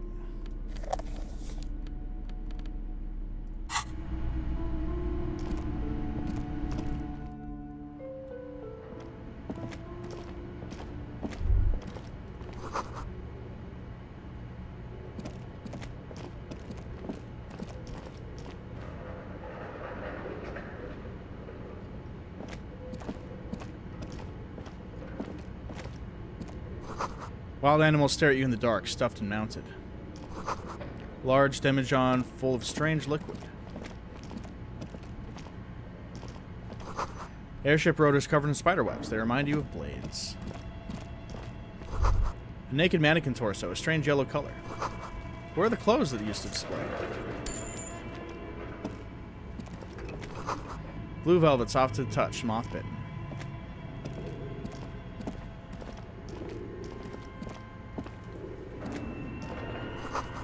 Steel rotor blade staring slip screen logo. Cool. Production schedule filament memory.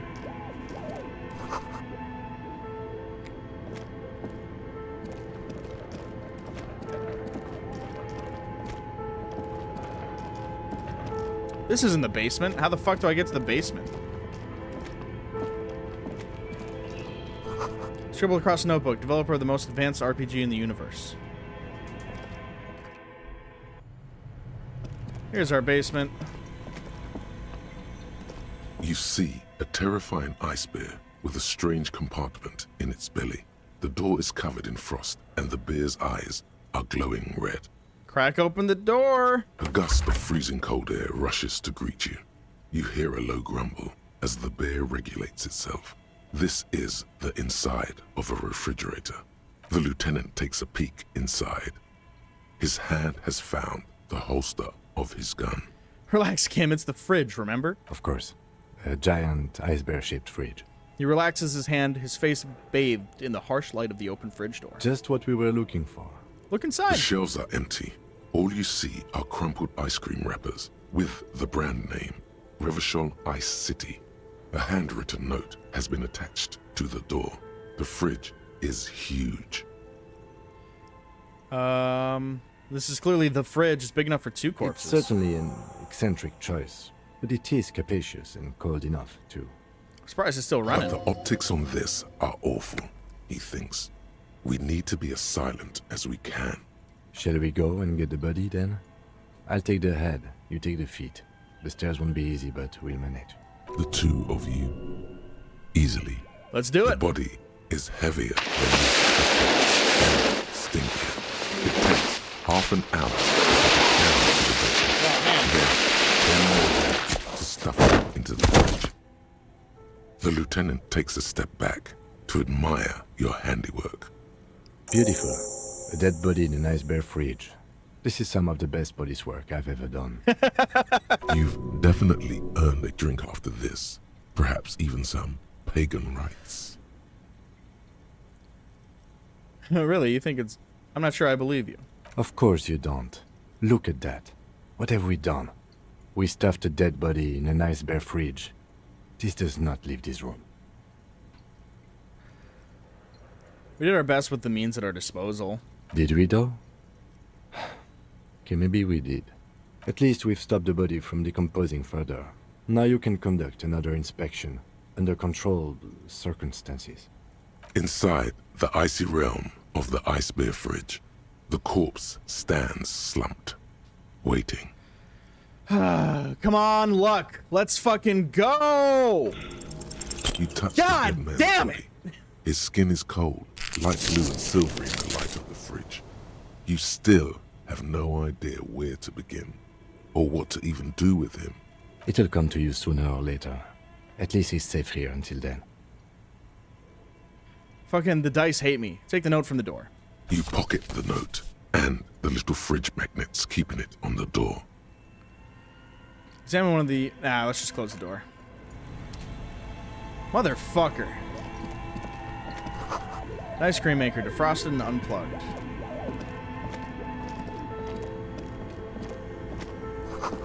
Flashlight casts a strange shadow. There's a hidden doorway here.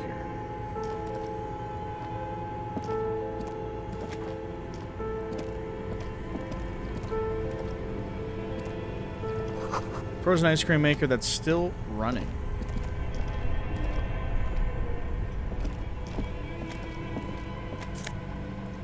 Take all. 2 cables are plugged into the breaker box. The red one leads to the ice bear fridge, and the black one to the ice cream maker nearby. Let's just leave that alone. Intercom wires running into the breaker box. Oh shit, okay. An old call box with a matrix of push buttons lists all the companies in the East Delta Commerce Center. Alright. I probably don't need to be carrying around this flashlight at the time, at this moment.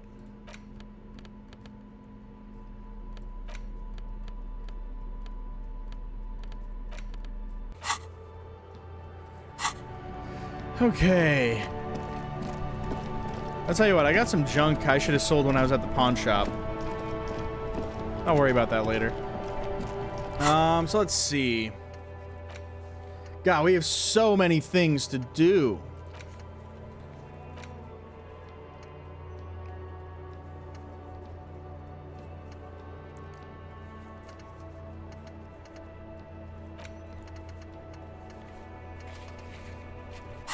Man.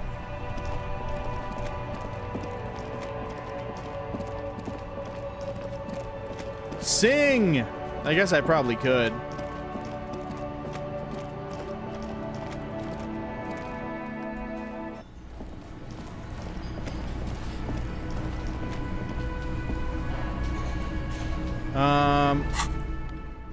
Probably want drama for singing, huh?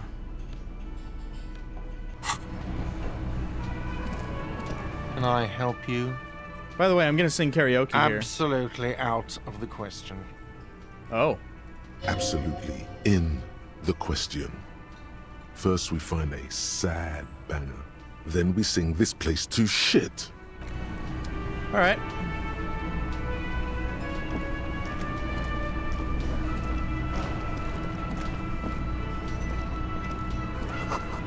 Inside you catch a glimpse of Union paraphernalia. Strike posters, some red pennants. Maybe this lady knows something about these tattoos. Hello again, sweetie. Nope.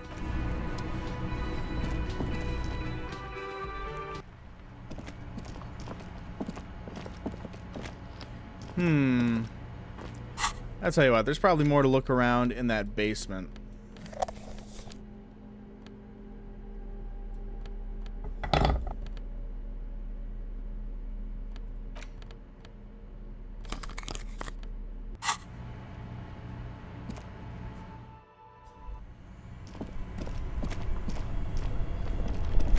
Oh, yep.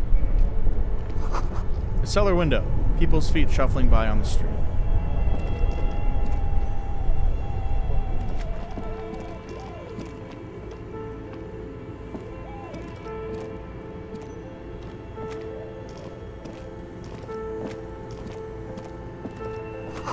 Two rusty rifles are hidden above the piping. They look inoperable. Someone has stuck busted guns beneath the ceiling. A few bricks have fallen off, revealing a compartment behind the wall. It's too dark to see in. Look, there's a hole in the wall. There is, yes. And there also appears to be something inside the hole. Interesting. Do you want to take a look?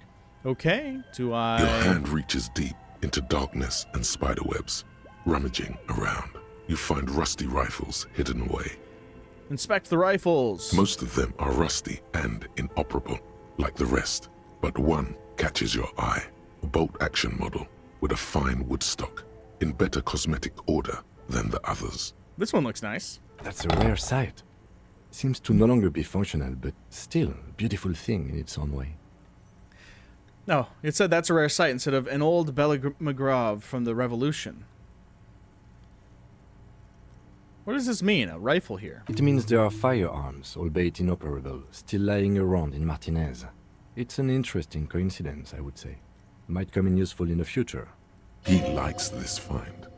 Where are we? Seems like an old bunker from the Revolutionary period. Look at all those rifles. Must be an old weapons cache. Cool. I have a rifle.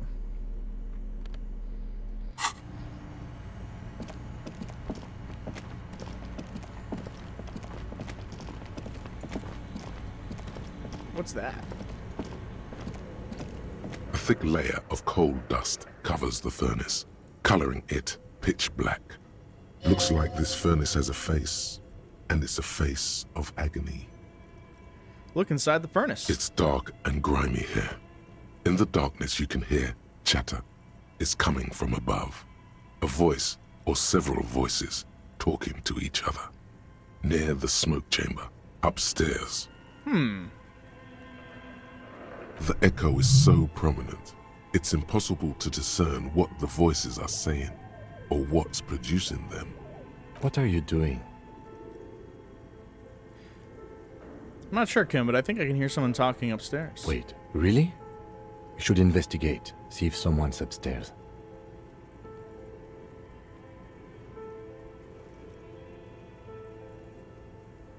Those voices I heard, maybe it's the malignant entity?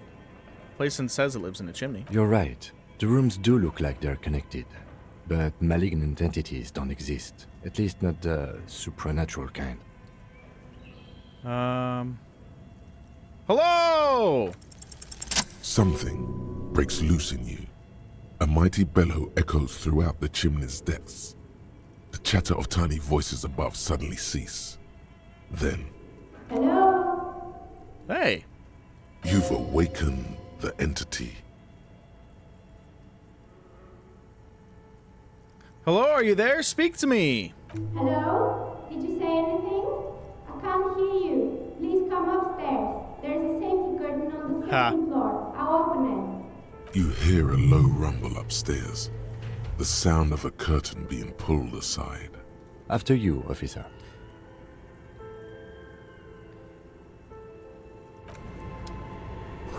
The wall collapsed. It's inaccessible now.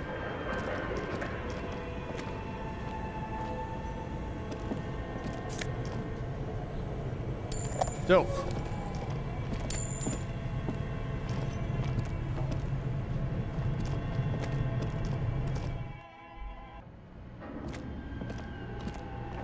This old fireplace is covered in lines drawn in blue and red marker, the mesh spreading over the stone like blood vessels on alabaster skin. It looks ghostly and strangely ancient.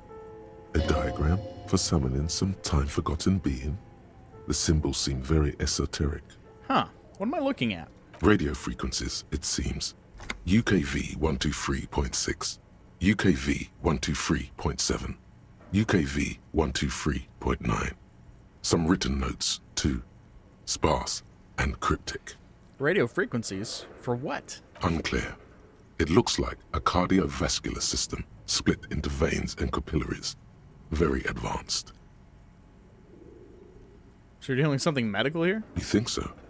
The web is comprised of radio stations, all lead back to one red heart, titled the Game Master Frequency.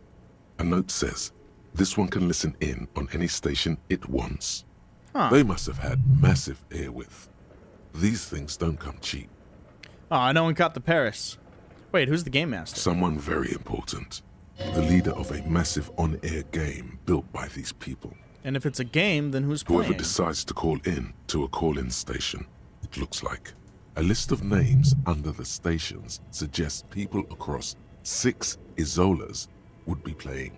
Muindi, Insulinda, Kotla, Grad, Samara, and even Il Mara. All of this is gone, left unrealized. Huh. There's no way a little basement studio working here could pull anything like this off. My God. It's as if the less money they had, the more ambitious their project became. Mm-hmm. The cost of air width alone must have been huge. Exactly. This schedule, I know doom when I see it. The company was running out of funding. What else? Nothing. It's just lines on marble.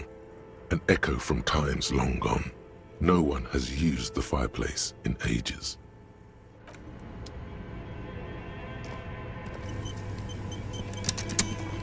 This appears to be some kind of machine with a cube-shaped heart and a wired framework. The keyboard has a rectangular on-off button. A piece of paper still hangs from the printer. A radio computer. Just sitting here without anyone inside. You sound surprised and a bit cautious. This is the Ream Civic radio computer, model RC5120, equipped with a Feld mainframe. Had a burger from Ream Rick's? Oh, hell yeah, printer. dude. I could go for one of those. It's been so long. They're so good. The machine lights up like some prehistoric animal stirring from its slumber, revealing fluorescent play and print keys on the keyboard. The hatch on the machine's central compartment is wide open. What? Print. Nothing happens. Play? Nothing happens. Something's missing. There's no tape in the player. It's empty like a beehive without its brood. Some cables have been left dangling, disconnected. The filament you have would fit perfectly inside the compartment. Let's insert it. Like a smooth draw, the filament slides into place. On the keyboard, the play key starts blinking. Play again. You'd send it if right possible. above I the appreciate keyboard that. starts producing Rick's is a so soft good, hum. dude. The sound of static seeps through the machine's planar magnetic driver. Have you stirred the ghost of the doomed commercial area from its rest? Could this be its dismembered heart beginning to flutter? The static gets louder, slowly filling up the abandoned hall, until a voice speaks out, crackling and old, cutting into the air. The hell is this? Good evening, Fortress Accident en rue de Saint-Ghislaine. This is East Insulindian Repeater Station 1. Please repeat. Is this the production schedule? Are you a machine or are you alive? Yes, I am alive. I am 74 years old and my name is Yvonne. Now please repeat. Is this the production schedule? She repeats passwords. Programming people are all paranoid.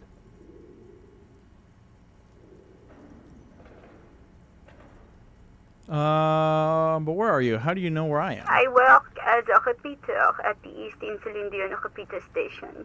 It's my job to know where you are, Fortress Accident. As for me, Well, I am sitting in my cubicle, What the surrounded fuck? by a wall of radios. What is going on, dude? On an island on the river Esperance, a small woman, all skin and bones, sits in a room filled with audio equipment. Thousands of tiny lights are reflected back from her prescription lenses, like stars in the dark. Doesn't it get lonely, sitting there all by herself? Doesn't it get lonely doing this job? Lonely? Why would it get lonely? I get to talk to people all day. That's why she does this. Huh. Now please tell me the reason for your call, Fortress Accident. What's the production schedule? The filament you have inserted into the reader. All right. That was a question. Have you inserted it into the core? Yes. Good. Please repeat the password. You should ask her for a hint. I'm bad at passwords. Can you give me a hint? No.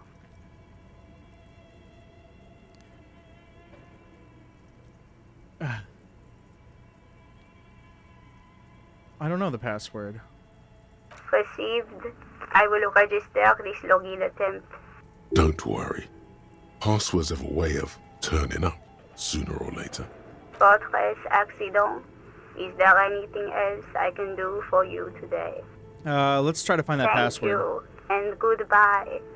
The old lady's voice disappears. along with Tiles static. on the cube are still smoldering, casting the framework in a soft glow. Fluorescent play and print keys shine on the keyboard.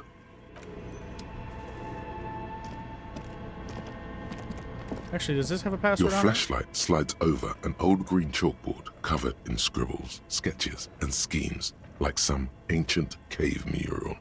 Some of the writing has faded with age, but you can still make out sections here and there.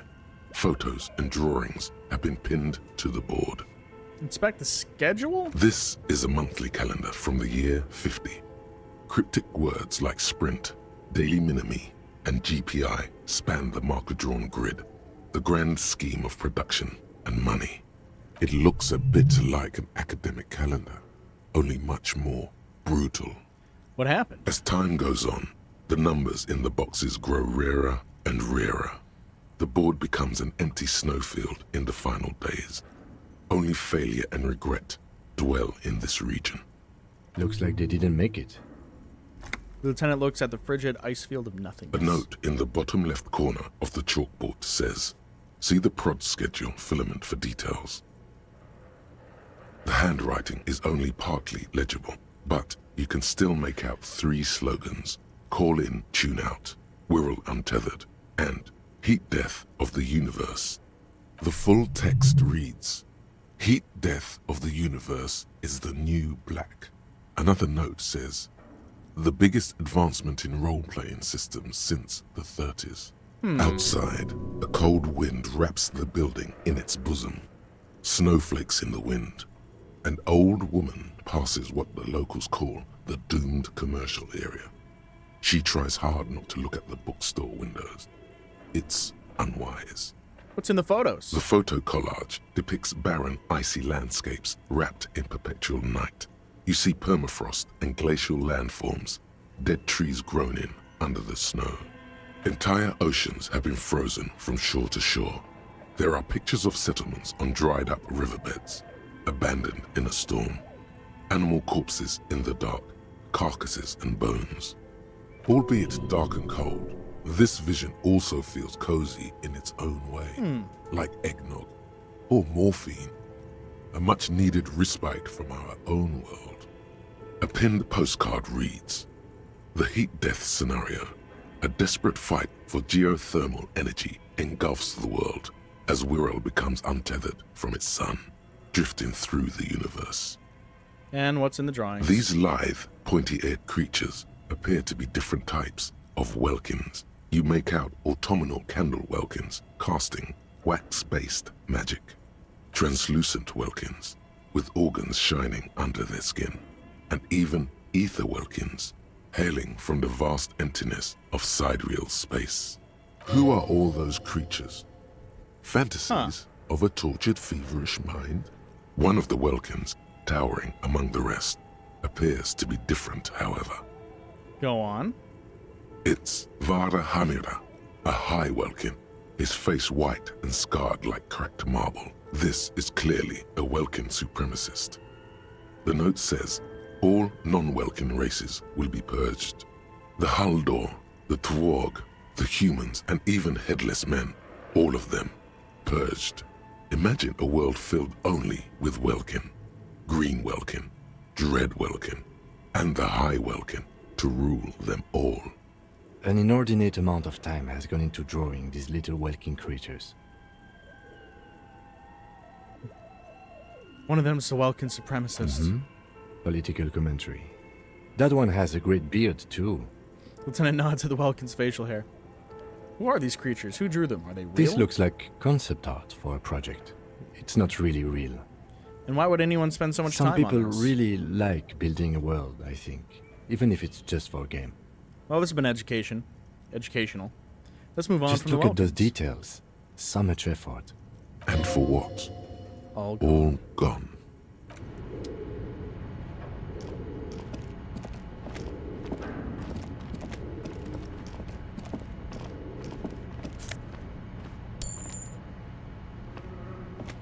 Okay. What do you think is going on with that computer, chalkboard, and fireplace? Maybe an undercover counterintelligence program? No, that's not it. I think... Oh, he takes a step back, steepling his Like hands. he's ready to lay out a fine theory, crafted together like a puzzle box. It looks like one of those popular pen and paper role-playing games. Only these people were trying to automate it. Make it work on radio computers. Utter madness, he thinks, as a compliment. How are they planning to do that? Through call-in stations. None of the players have to be physically present. Anyone in the world can participate in the game, as long as they have a two-way radio. Then there's the game master frequency that listens in on the smaller call-in stations. I think that was supposed to coordinate the stories, functioning as a master of ceremonies of sorts. His fascination has swept aside other concerns for the moment. He's a little hooked. Oh, he's hooked. Coordinating so many games would take a whole switchboard of people, possibly divided into sub-frequencies. Has anyone ever done this Not before? to my knowledge. They make automated games in Grad, Messina, Königstein. You know, places with industry. But I don't think anyone has attempted to create an inter-isolary game before. We just don't have the technology. This was a role-playing game? Indeed. Those Welkins are a dead giveaway. Role-playing people love that stuff. The world looks like a modified version of the WeWorld board game, with hit death thrown in. And what do you think happened to the No company? idea. They stopped filling out the schedule on the chalkboard. Huh. Indeed, it's ambitious and untethered from reality, but... This world is cold and lonely. This would keep the company. Let's finish it. It's too late for that, I'm afraid. He says, looking around the derelict room, the pipes howl and a rat crosses the floor. Okay, let's keep moving.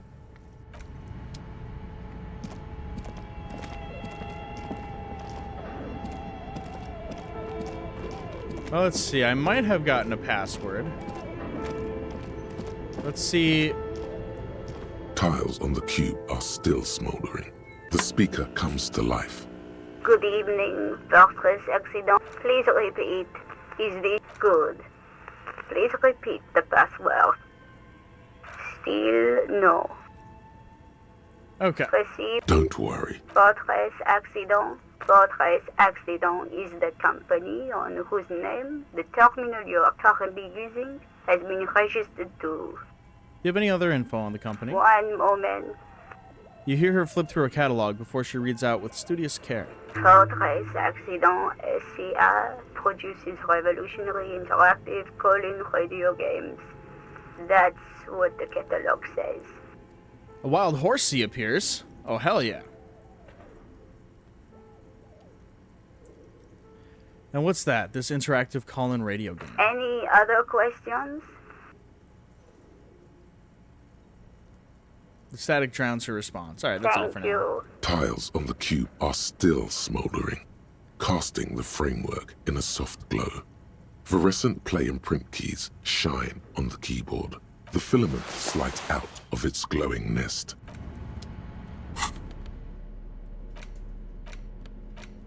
Oh no, so gosh. What did that note say? That there was the password on the fucking cube? We should think about calling it a day, maybe. The nights are still miserably cold this time of year. Yeah, we can my pick up hostel where room. we left off tomorrow morning.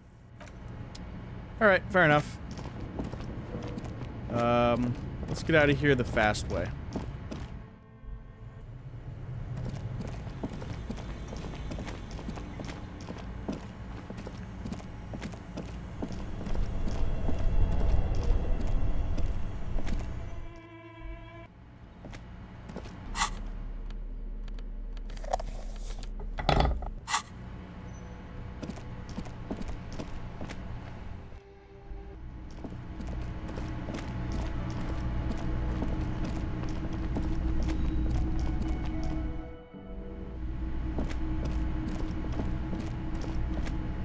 This is the door to the room you redecorated. Good night, Lieutenant. Just a moment. We should talk about our progress on the investigation. Let's go out to the balcony. Alright. No one caught it. Rigged. The air outside is brisk. The lieutenant is silent for a moment. He listens to the traffic hum. Then, Now then, we should talk about the investigation. But I also feel you're a bit hazy on the RCM. Our role here, our rights, our jurisdiction, basically. He lights a cigarette. I didn't know you smoked, Kim. I have a cigarette every night when I go over my notes. It's something of a ritual. oh man, he looks so devastatingly cool with that cigarette. I think I might want to pick up smoking. Do you have any more? I apologize, but I only brought one with me. I have exactly one cigarette every night while going over my notes. How'd you get so cool, Kim? You mean this? This isn't cool. It's an unnecessary trial of will, and unhealthy. He flicks the ash. Keeping the habit within the parameters he's given himself takes a lot of focus. It would be easier to simply quit. Yet, were he to quit, he would lose the cool factor. This man relishes his cool quite a bit, below it all. Right then. The debrief. Yes. It's been a long and eventful day.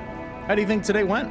Well, we inspected the victim's body, so that's good. It was not easily approachable in that state, but we did it.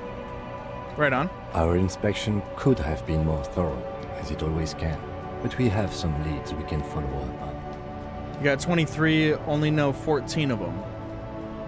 I don't know what that means. Then you shot him in the chest, which... Oh, wasn't you mean your ideal. Pokemon? But we did manage to get him down from the tree. So as they say, all's well that ends well. Still can't believe I missed that shot. Being sober tends to help with precision.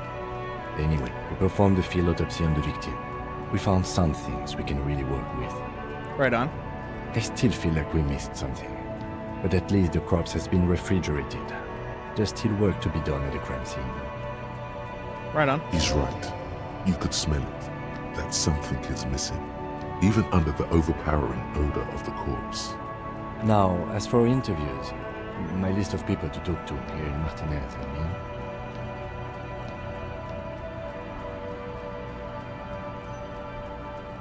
The initial interviews? Yes, well, we talked to some people. Including Evrard Claire, a daunting adversary, if there ever was one. He wasn't particularly forthcoming with useful information, however. He's a tough cookie, that one. Claire also helped you, how should I say, remember your name? That's a relief. Big relief. It's a very serviceable name, Moving too. on. We tried to interview the Wild Palms rep, but she asked us to do something for her first. Fine, so be it. I have a feeling Joyce knows how dangerous the situation really is. We have to get her to talk to us. Above all, though, today was exhausting. What's with all the running? You run a lot. Is that a standard Precinct 41 practice? I have a really good theory about why you're running so fast, son. Just you wait until we get up tomorrow. I don't like to waste time, you know. My mind moves fast. The rest has to try to keep up. It's impressive, especially for a man your age.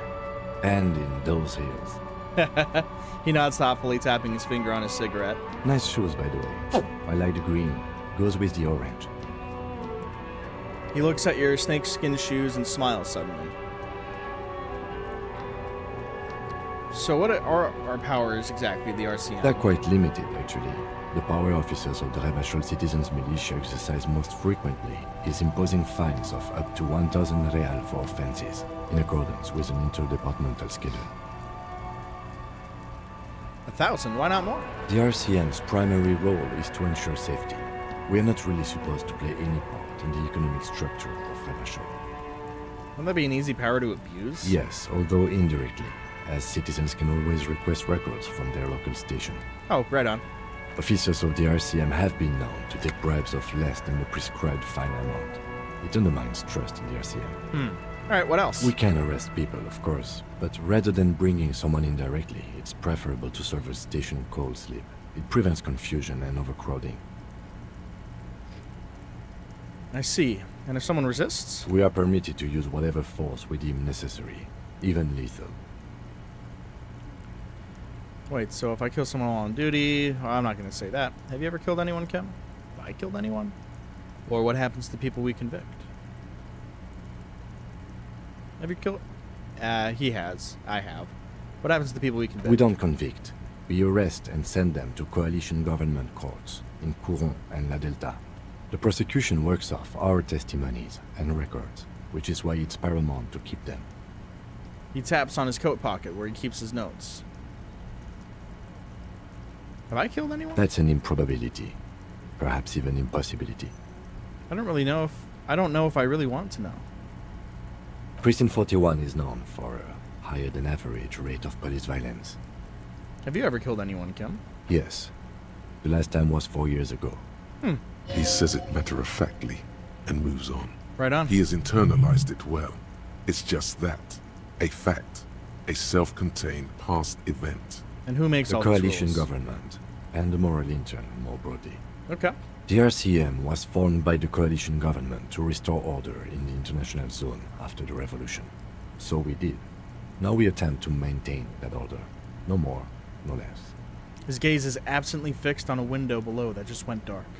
Or perhaps it is better to say we were allowed to form.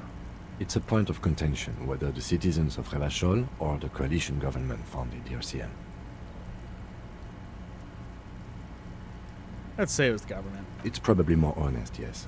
Either way, the moral intern leases us the right to keep the peace in this city, and they will take it away if we misuse it.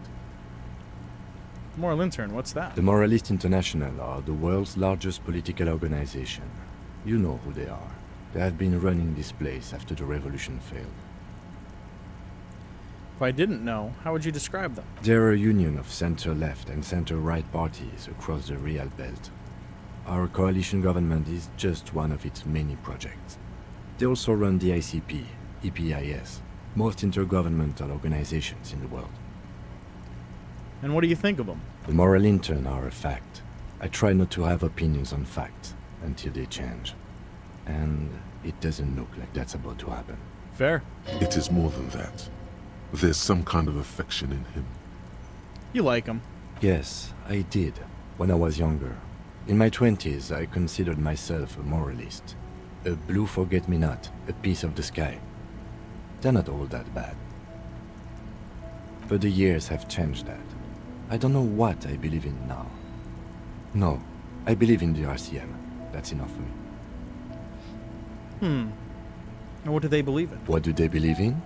They are Dolorians. They believe they continue the humanist project set forth by Her Innocence Dolores Day 4 centuries ago. Others say they are just technocrats. Kim really is cool, dude. I get it. And who was Dolores Day? A historic figure? The author of the modern age? You will have to look elsewhere for opinions. The subject of humanism is too abstract for me. Right on. I have an opinion on moral intern. Do you? Let's see. Do you? The lieutenant arches his brow, then pulls on his cigarette. It's a slim white thing in his fingers. Jesus Christ. Imagine being that. Things are bad out there. We need them here, giving us the rights to police Revachol. They did an awful job here. Have you seen how this place is? This isn't humanism. We are stooges of the world's biggest bourgeois organization, protecting bourgeois rights. No, we are stooges of the world's biggest bourgeois organization. I just got an achievement for that. People of Revachol. That's the hand we were dealt. Without the MI, we would be common vigilantes. Maybe we should make our own law. Spoken like a revolutionary, not a cop. But hypothetical aside, in Martinez we already are vigilantes. Heard that. At least the union thinks. Boom. I expect our job here to prove quite challenging. He looks at the roundabout. The lights of the orphan district are reflected in his glasses. The red and golden orbs of the motorway sliding like pearls on a string from east to west as Revachol commutes back to the suburbs. Tomorrow is Tuesday. Monday is over. Let's just look into the night, hang out with Kim a bit. The dying lights of the city shimmer below. Slowly, like luminous clouds, they pass on his lenses. The lieutenant looks at his slim cigarette, contemplating the next drag. This soldier is the highlight of the day for me, he thinks. This little stick right here. Fucking hell. They really don't like us here. And the mouth on that kid, Kuno. It's different inland, in Jamrock and the GRIH. He pulls on the cigarette. Why are they like this? It's our fault for leaving this place to the dogs, to the union, to the company. Not daring to come here more often. This place has fallen between the cracks, the jurisdictions of our two precincts. And in Jamrock and the GRIH? We run this city. West of the river is RCM land. He looks at the dark silhouette of the equestrian monument cutting into the night sky. It's incredibly hard. Human beings are... But we are in control, and it's worth it. The organization works. Our systems work. If they didn't, the city would disintegrate. We won't change anything here, or I hope our investigation will help improve the situation here. At least do some good. Me too. But I wouldn't count on any drastic changes in our lifetimes. He is very tired, but the dark circles under his eyes make him look younger, not older. Huh. Well, thank you for this. Yeah, it's getting very cold now. Let's go. He puts out the stub of his cigarette and looks to the door.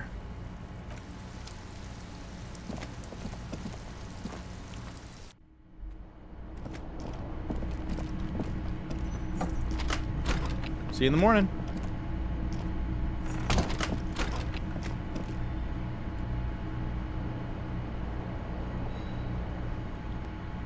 The bed is cold and not particularly inviting, but it's yours. The sheets look awful.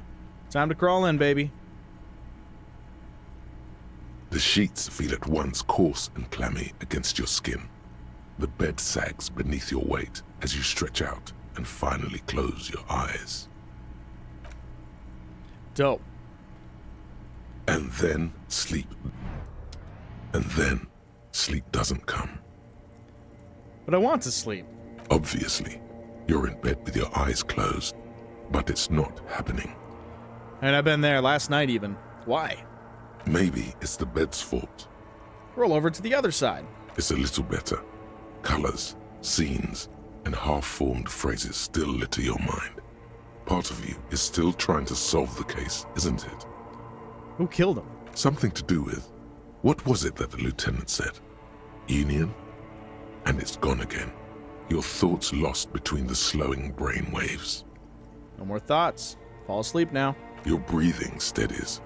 A great silence washes over you until your eyelids twitch in your sleep and images start forming. Okay.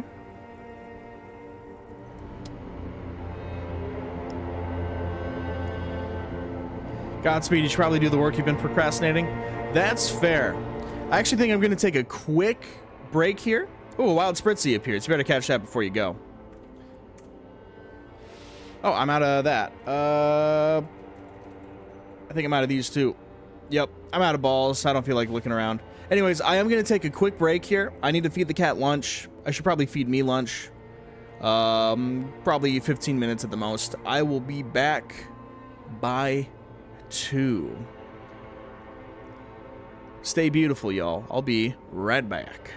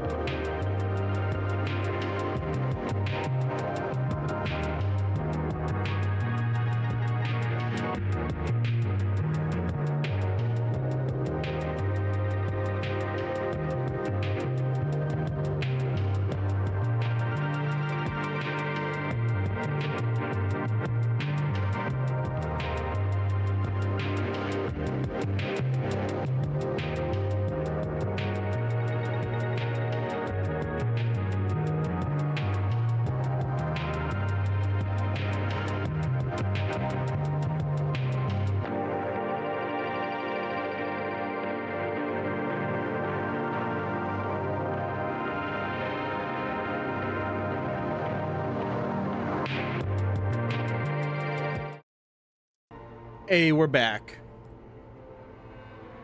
Got my cat some lunch. Ate a quick lunch myself. Let's get back to it, huh?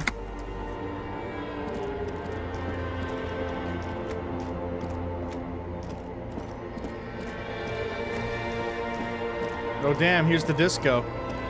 Hey, it's me. Do you remember the scent of your childhood?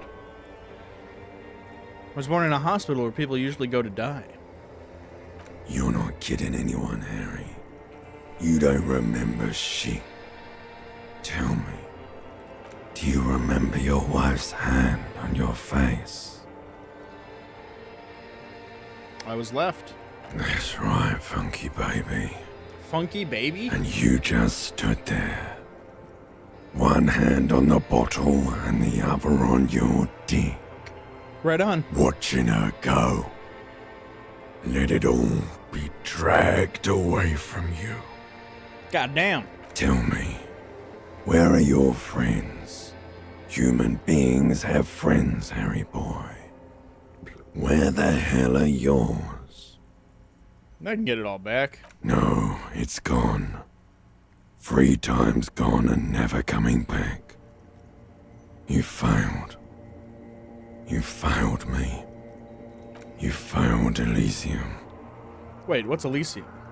Everything. The Pale and the Islas. On the surface. The outer magnetosphere. Burning, furious truth. 8,000 years of written history. Huh. You really dropped the ball, Harry. 4.6 billion people. A wild skiddo You appears. failed every single one of them. You really fucked up. I can come back from this. You're not coming back from shit. Thrashing around in that high conductivity state of yours. Bumping into things and acting like a clown. Who are you kidding? Who am I kidding? I'm trying to solve this case. You're trying to what? I can't hear you. This is just a word dream now. Jumbled up garbage. The pictures are gone. The bed rises to meet you. A thin, sleep-like state. More glass than velvet, grinding in your head. Huh. So something is wrong. Sleep shouldn't be this bad, this dry, this unnourishing. There's something wrong with your thoughts. Some kind of new type of hangover. God, there's another type? Oh yes, party boy, and it's worse than the one before. Just think of the shit you saw. Here it comes too, so soon already.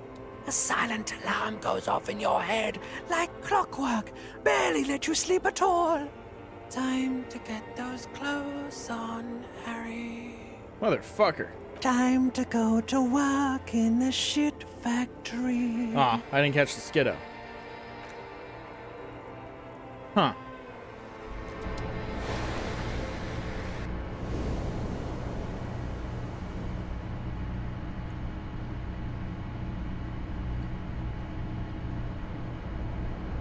All right. Good going, buddy. Is that how it's going to be now when I close my eyes? Yes. Wait till you see the one with the chick in it. It's gonna be a good one. You feel even worse this morning than you did last night. Wait, what chick? You don't know? You don't know? Some broad that messed you up. It'll come to you. It always does. What the hell is going on with me? You mean, why are you so tired? Too tired and down to even think? It is worrying, isn't it? You can't be a detective like this. Detectives need to be able to think. Why is this happening? Or no, that's not it. Really, I feel super good. Why is this happening? It's just that your heart has finally pumped all the speed out of your system, Buster. Time to get some more. Shit. Don't do that. Stay strong. The hangover will wear off. You don't need to keep doing this to yourself.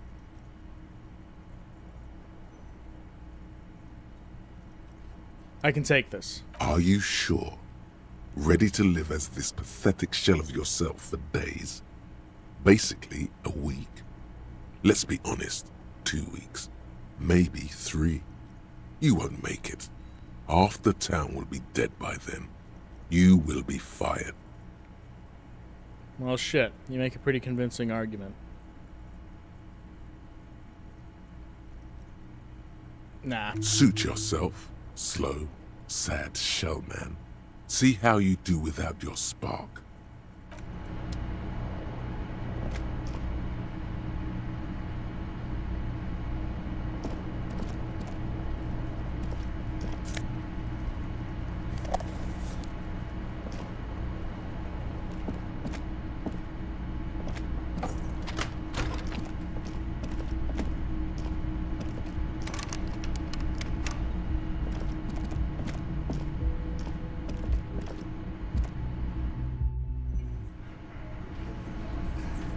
Hello? Oh. That's the Union boys hanging out.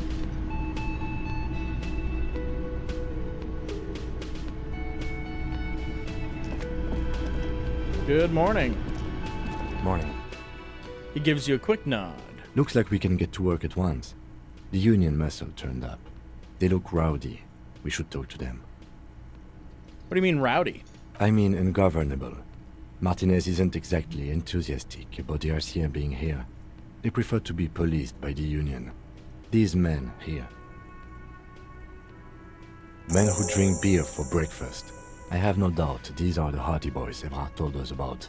The ones who keep the peace around here. Okay, so they're pretty hard then. And the big one must be Hardy himself.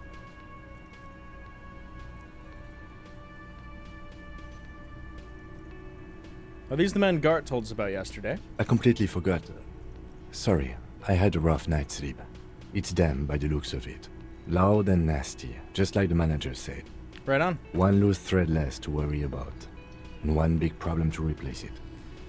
Let's roll. One more thing before we do. We don't have to talk to them immediately.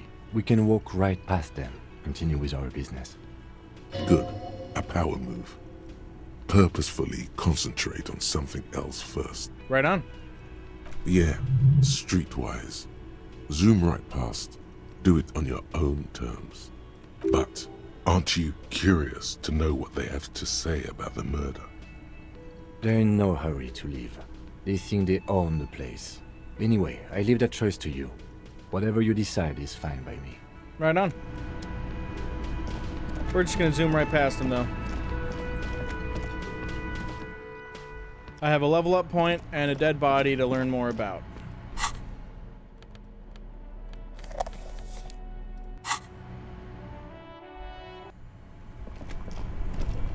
Because I'm gonna fucking figure it out.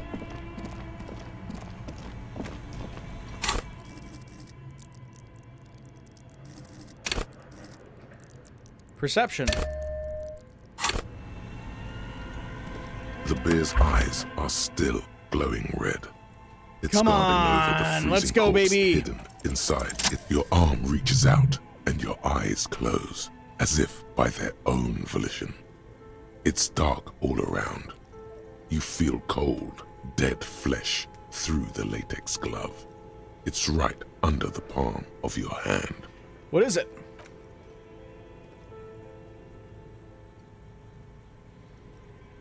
His face, his cheeks, his nose, his fat, swollen lips. Like a rubber spider, your gloved hand crawls on his features. Everything is silent, all around. Okay.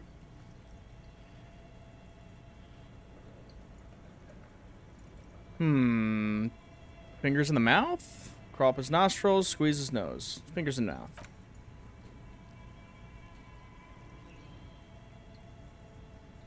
The oral cavity is cold and moist. A ball-like tongue attaches itself to the base of the mouth, lolling around like a scallop. You're on the right track. This feels right. The tongue moves freely in the cavity. The mucus of the mouth is slippery, fragile, even through the latex. From the soft meat, teeth are budding. Hard pearls of bone in the gums and in the back of the mouth. Can you feel it? You're so close. Rip his jaws open now. Look in. Let's look. A vision of black and dark red death, pried open by your hands and studded with teeth. Looks like he's laughing. Death fumes rising from his throat. And there, in the back of his mouth, above the bell of the uvula, right in the soft palate, you see a hole, barely visible to the human eye. It is swollen shut, almost vanished. No larger than 0.4 centimeters in radius, the edges appear darkened. Fuck yeah. Mm-hmm. Keep going. Proceed. A black trickle of liquid runs into his throat from the wound. Put your finger in. Your index fits right in there. A tight tunnel of flesh opens up. Tissue damage. Wide enough for 2 fingers. As you push both in, you reach through his mouth, right into his brainstem. Brainstem? Yes, that's what this part is called. You've seen the drawings. You've studied them. Feel around. The basal ganglia feels clumpy. What entered here has torn apart his reptilian complex. Okay. The funk soul brother at the back of his head has gone dark forever. Deeper. Your yellow fingers slide into the remains of the limbic system. There is no resistance. It's gelatinous. The slug-like structures are damaged too. The tearing extends deep into both hemispheres. Oh my god. The hunch was right. The undulations of the limbic system have ended. All is quiet. There's a cavity cut right between the hemispheres. The lieutenant answers with the sound of his pen on paper.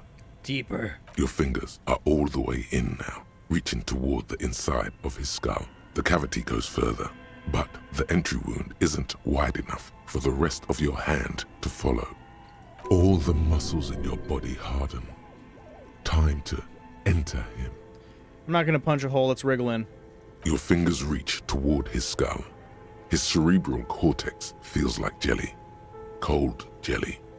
Strange fluid streams down your wrist as you push deeper, until you feel it on the tip of your finger.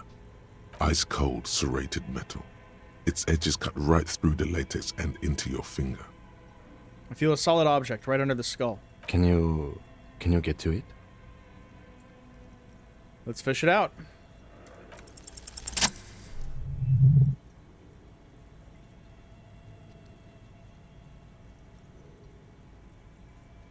You pick the object between your index and middle finger. It feels sharp, like metal. With your face twisting from pain and concentration, all you need to do is just... Whisper, I got it. Good. The inside of the head feels cold and the fingers smooth, out. like a glove.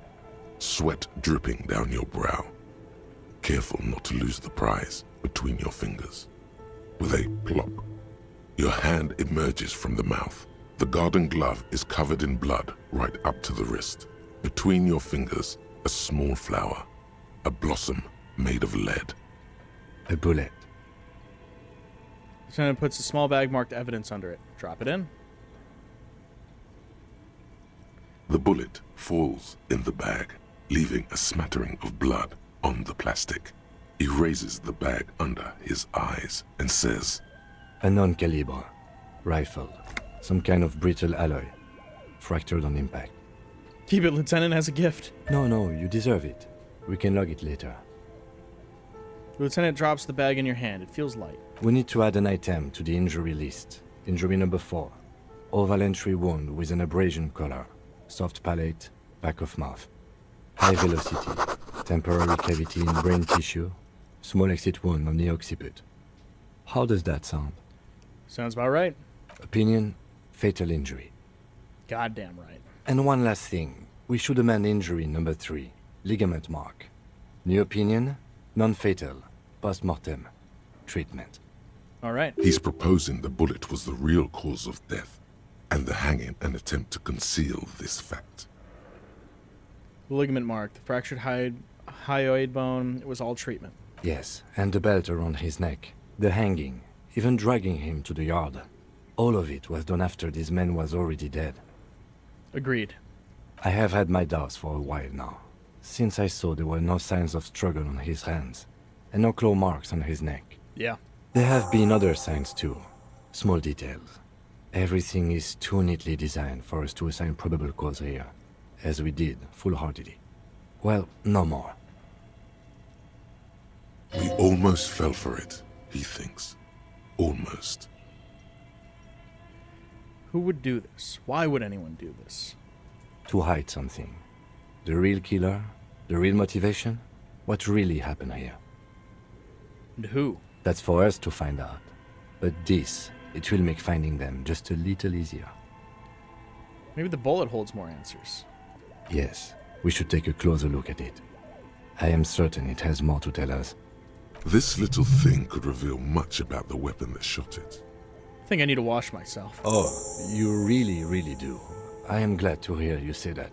Your room in the Whirling in Rags should come with a bathroom. Be sure to make use of it in the evening. All right, what happens next? We bag the corpse and carry him to the holding pen of my kinema. I can transport him to processing myself, but I will be gone for the rest of the day. You'll be gone? What should I do in the Work on the meanwhile? case. Tend to personal matters. Try not to do anything too dangerous. An officer needs backup in a neighborhood like this. Fair. I'll leave that choice to you. And one more thing. Great work, detective.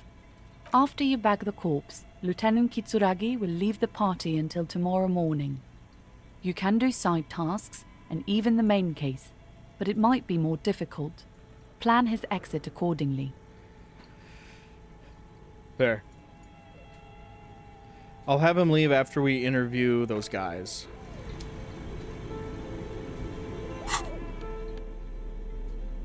Gonna take those off. They're gross. Yeah. There's no benefit or negative from keeping them on or off.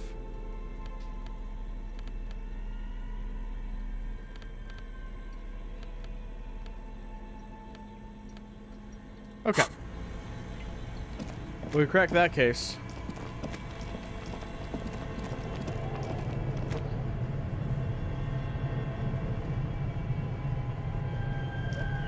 A wild ditto appears.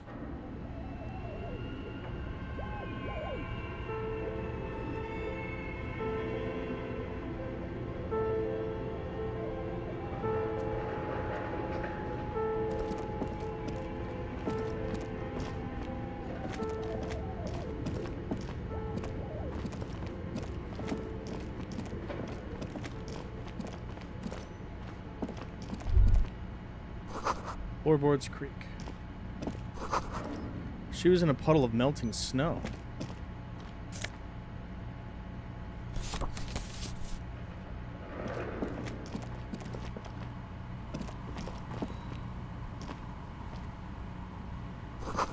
Trays full of dice, colorful polyhedral dice, hundreds of them. Candy dispenser has been repurposed to contain thousands of dice. Hey, I caught the ditto. We out here. Hello, I'm Nia. A bird-like woman sits on a throne of tools with emerald light shining through her hair. Did you try knocking on my window? I must have missed you.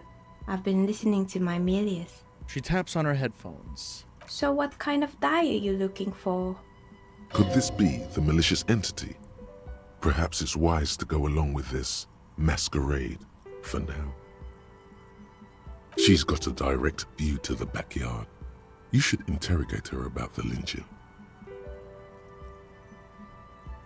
Hold on, what do you mean by Milius? Yes, Amelia is like a call-in station. You need a two-way radio to access one. That's why I have these. She pats the headphones on the table. Mostly, they just teach you to swear in different languages. But some of the stations can be quite interesting. I was so absorbed, I must have missed you knocking. You must have been confused with someone else. I haven't knocked on your window. Then how did you get inside? By the south entrance? You know what? It doesn't even matter. What matters is that you're finally here. Let's talk dice. Did you have something specific in mind? Why are you asking me about dice? I'm a novelty dice maker. Tell me the name of your role-playing system and I'll make the die you need. That's why you're here, yes? As she speaks, her bone-like fingers fiddle with a ring. Her bones light, but her hands strong. Role-playing games? You know the one made by Fortress Accident. Does that count?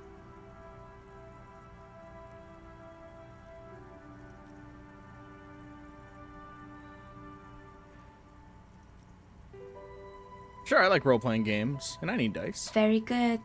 My rate is 10 real per set, unless you want something really unusual. Take a look around and see if there's any particular stone you want to use.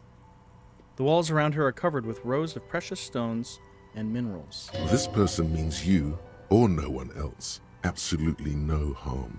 She will answer freely and honestly. How did you become a dice maker? How did I become one? It was a business decision. I was a regular jeweler at first, but that's an unfocused field with too much competition. Right on. Some of my friends were role players. They asked me to make some polyhedral dice out of cobalt. That was my first order. I grew it from there. And do you like role-playing games yourself? Not especially. I like working with rare materials and a steady pay. And role players as customers?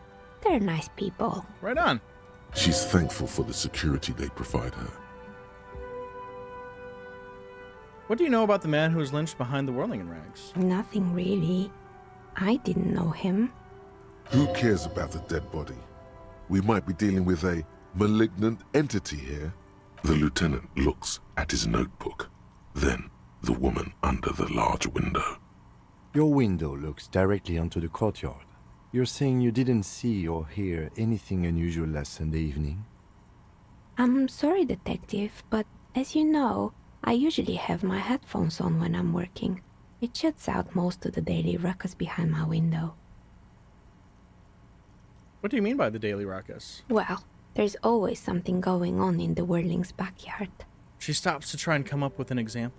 During daytime, there are usually those kids. And lately, I've been seeing a lot of drunk workers hanging about. Must be because of the strike. Right on. But I never saw anyone during that fateful Sunday night, I'm afraid. Do you often work Sunday nights? It's an odd profession, making dice for people. But I like it, and I prefer doing this to sitting at home. And just to confirm, you never took your eyes off the work to look out of the window. I might have, but in this case, all I would have seen is my own reflection staring back from the darkness. Fair. It's really hard to make anything out in the yard when it's dark outside.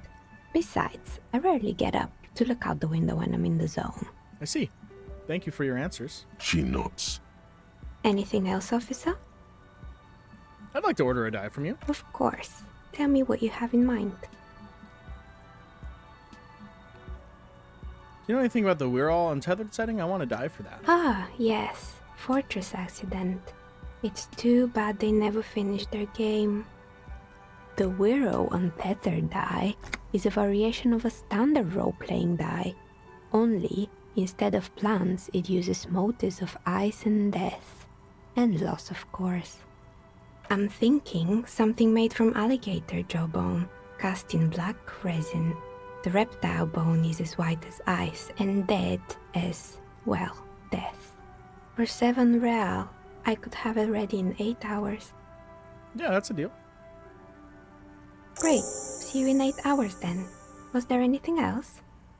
Hey, where are we anyway? What is this place? We're inside the chimney of an old central furnace. It's strange, I know.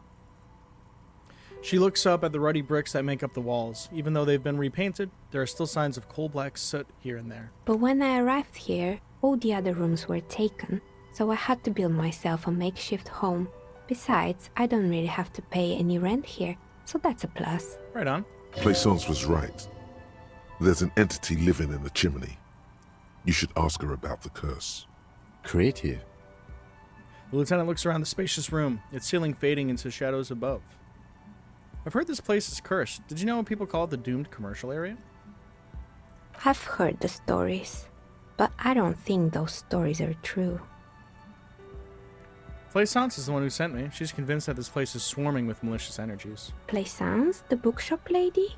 I've heard that her business is doing rather well. Have the energies spared her somehow?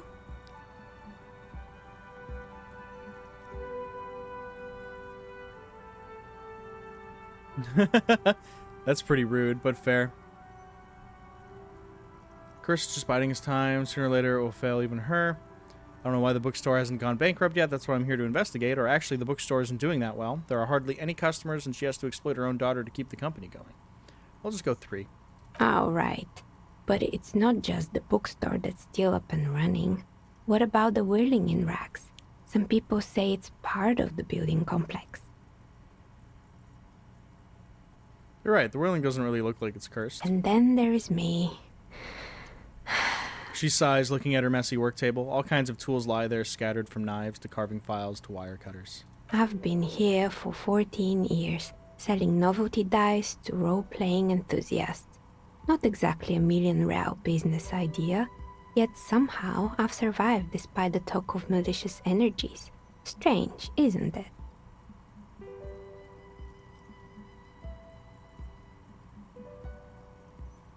I'll be the first to admit there are many inconsistencies in this so-called curse. I was just about to ask, what do you think? Do you think the curse is real? Time has come to face the source. Fear not, for the forces of the universe are supporting you in this psychic quest. I think it might still be you that's causing this. I'm starting to see that there is no curse, only business decisions and natural market fluctuations. Honestly, I'm not sure this world's a puzzling place. There's no curse. Exactly. Truth is always so disappointingly mundane and boring. It's true. But I'm glad we got this sorted out. Anything else I can help you with today? Plaisance is not going to like what you have to tell her. Why hasn't her business failed? With Shivers. Let's real quick. Do you know what happened to the other tenants? Everyone More else or is less. Are you interested in anyone specific?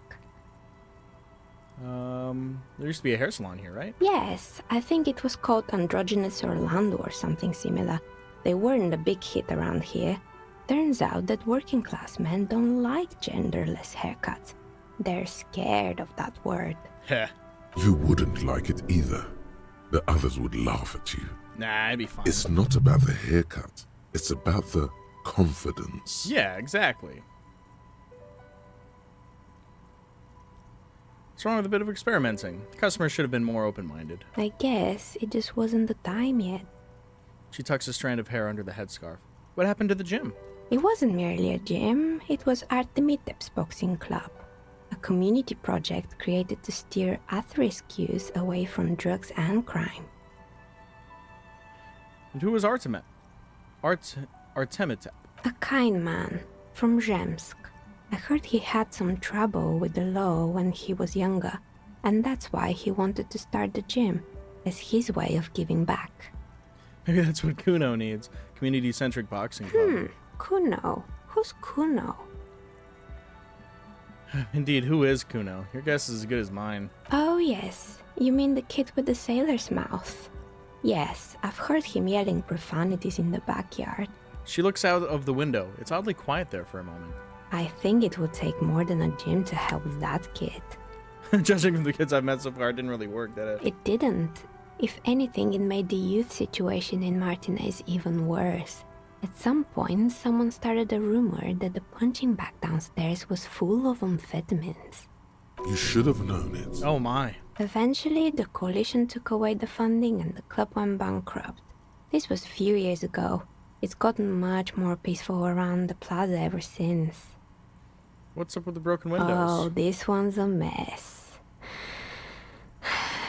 There used to be a company that promised to repair windows 24 hours a day.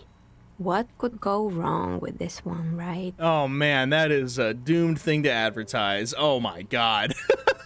Turns out, the business was actually set up as a front for an illicit group that was producing snuff milias. Who would have guessed? Damn. And they never cleaned up the debris either. Now it's just littering the hallway and I have no idea how to get rid of it on my own.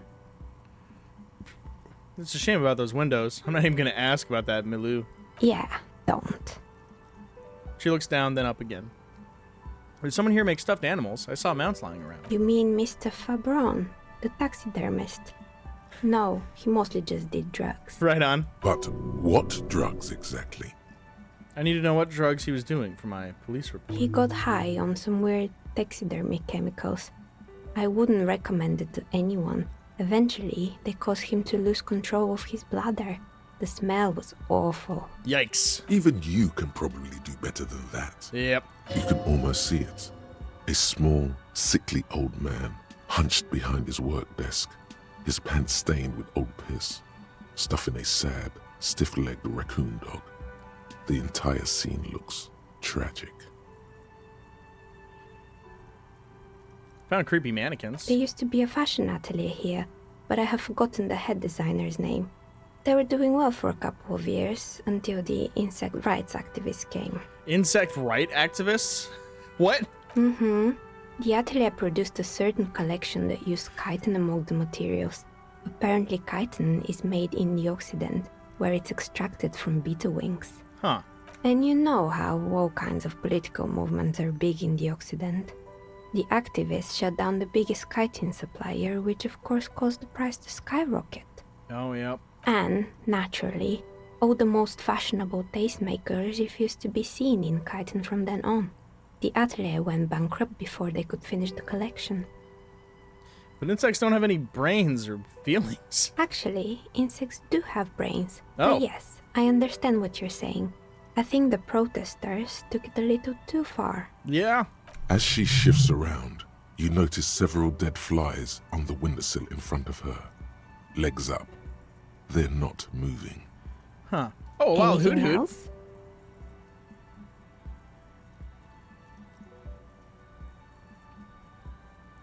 What's with the rotor blades and skis? They were made by a company called Slipstream.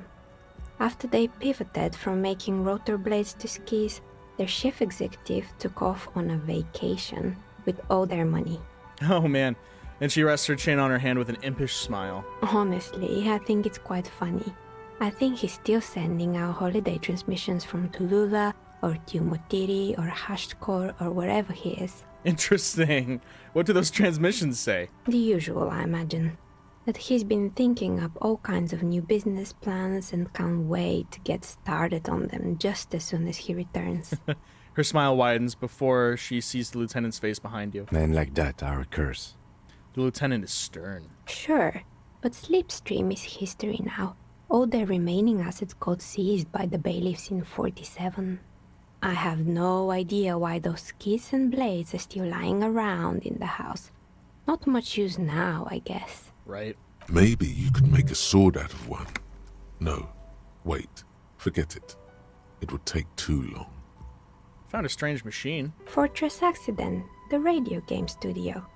She closes her eyes as some remnant of a memory lights up her face. She liked them. She liked them. They were an interesting bunch. We talked about role-playing systems every now and then. Once, I even saw two of them get into fisticuffs over Wirral. Aw, I didn't catch the Hoot Hoot. They certainly took their work very seriously, even if they seemed to be chronically liberal with their schedules. What do you mean liberal? What happened? The usual. They ran out of money and couldn't get the project done on time. Oh, what went wrong? Well, I did hear them talking at times. She looks at the hallway, as if she can still hear them chit-chat behind her curtains on a cigarette break. They seemed to believe they were historical individuals on some grand quest. From what I've seen so far, the project did look quite impressive. Yes, but when the money started to run out, they just began to complain a lot about capitalism. You know, how the markets are rigged to keep out new businesses and so on. Yeah. In the end, they just didn't get it done. They didn't have enough willpower to produce something truly historic, and to show up to work on time. Fair. At a point, I mean, it's really easy to find yourself not interested in continuing a project if it's clearly not going anywhere. Showing up to work on time is hard. No, scratch that. Showing up to work at all is difficult, especially if you've been drinking. Get out of here, electrochemistry. That's too bad. I would have supported them. The project looked Not great. the wisest decision. You would have lost all your savings. She tosses a pair of dice on the table. One of them stops near the edge of the metallic desk.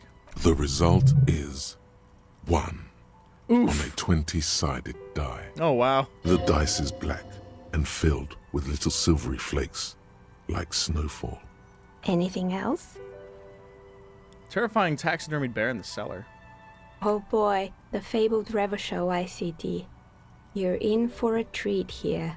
She smiles and leans closer, hands on her knee, like a stand-up comedian ready to tell a story. The place was owned by two guys who had some rather innovative ideas about marketing.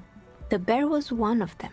Now ask me about their other ideas. All right, what about the other ideas? There was really just one. And it involved picking out the prettiest girls in the neighborhood and paying them 20 cents per hour to man the booth. Huh. And by man the booth, I mean slump behind the counter with a face that could maim you if you ever dared to disturb their bored magazine browsing. She leans back, disapproving. Sounds like she really didn't like those girls. Yeah. Fritta does the same thing.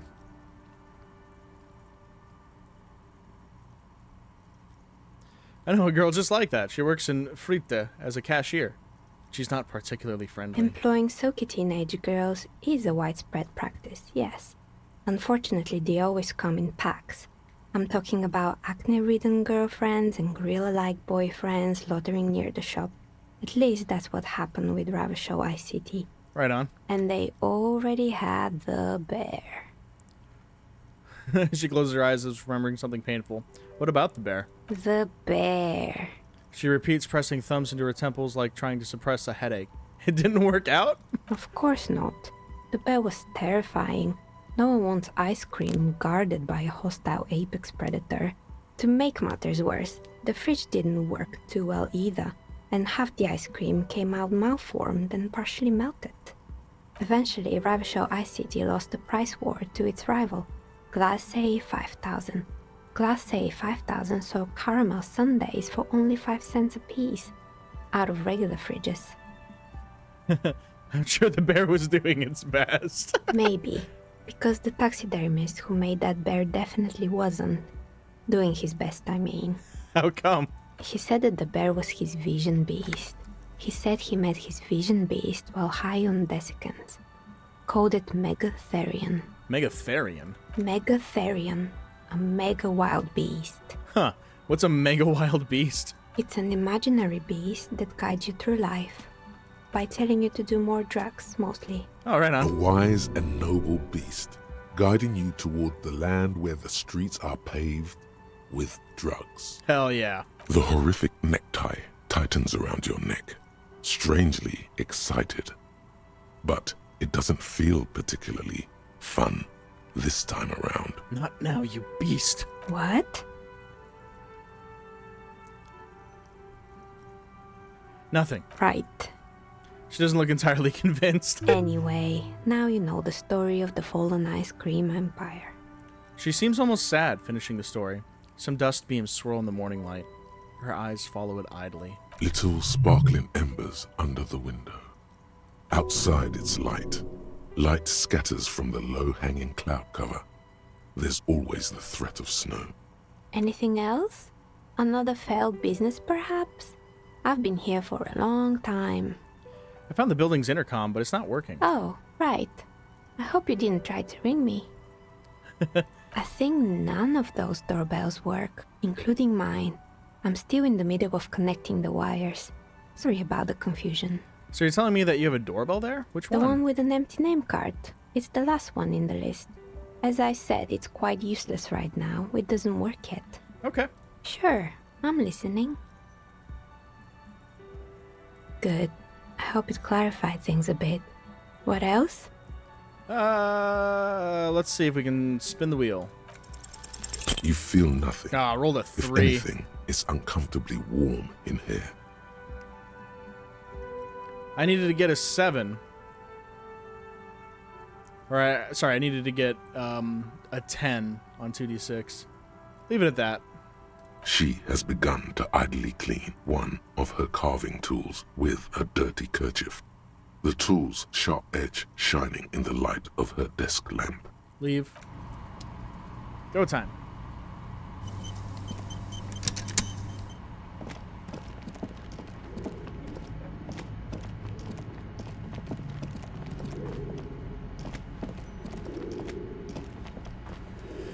Huh.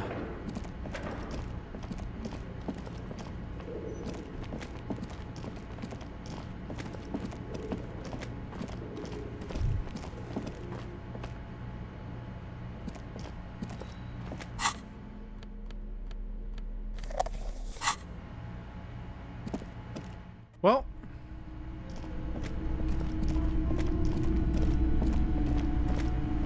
what have you found? And also, do buy the books. There may be teachings in them. talk to the entity you told me about. Her name is Niha, and she's a novelty dice maker. A novelty dice maker? Well, spit it out. Why does she need the dice? For some kind of sorcery? Sometimes they use the ankle bones of sheep. No, ma'am, I felt her aura. She's not the one to blame for the curse. I don't understand. If it's not her, then where is the source of the doom? How did she explain the curse? She's squeezing on the pendant too tight. A drop of blood in her palm. Just don't say you don't have any answer yet. The uncertainty is killing her. You've come this far. You know how to end it. There is an entity behind the entity.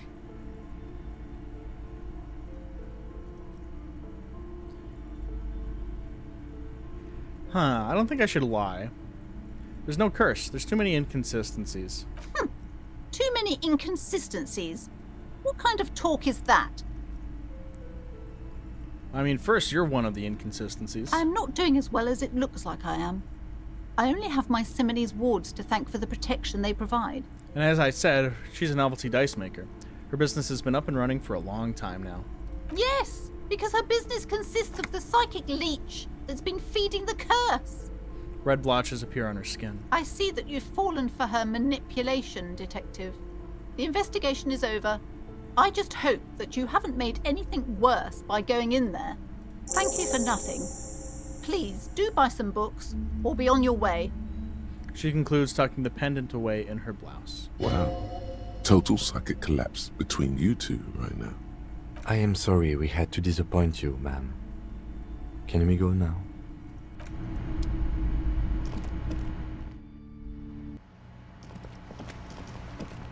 Okay.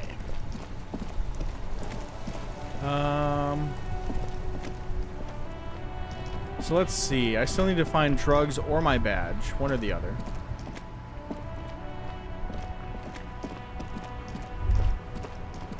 Droplets of rain fall on the white on blue police livery of the motor carriage. Wait, why am I even thinking about this? Wasn't I Do supposed something to... important?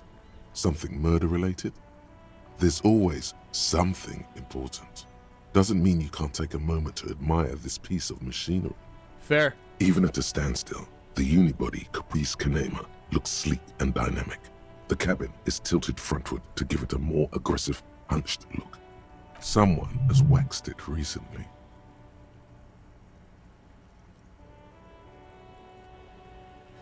The machine really puts the loco back in locomotion. Very cool. Mm-hmm. You want to take a closer look? Fine machine. Yes. An extraordinary machine. It's nice and all, but why so modest? Put some zing into it. Flare it up. Slam it down. You need to slam it, Kim. Make it more imposing. Sorry, I'm not following you. Lingo it up.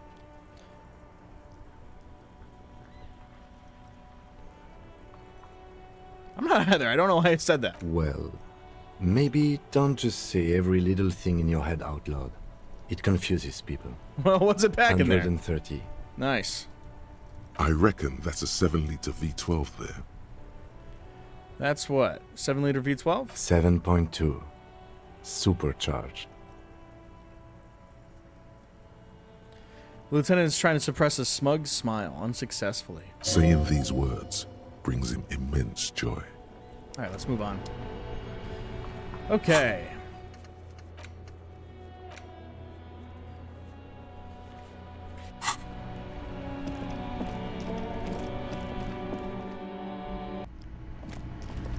Let's have a talk with our boys, huh? Over here. Elizabeth snaps her fingers.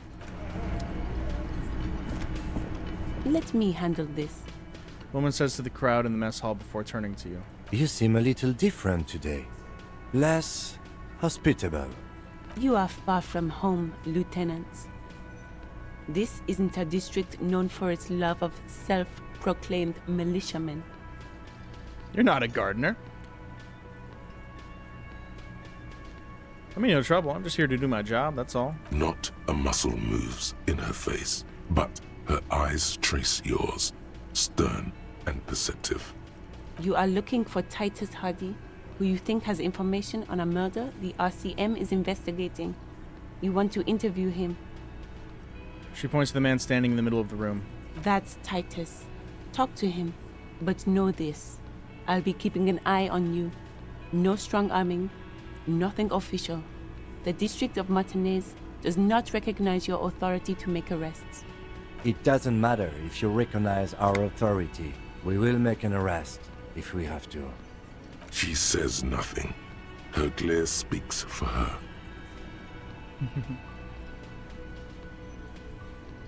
What if I want to talk to you, not Titus? What you want is of no significance, officer. Don't test your authority. In Martinez, you are no one. So what are you going to do to me? Lieutenant's not satisfied with the approach. What are we going to do to you?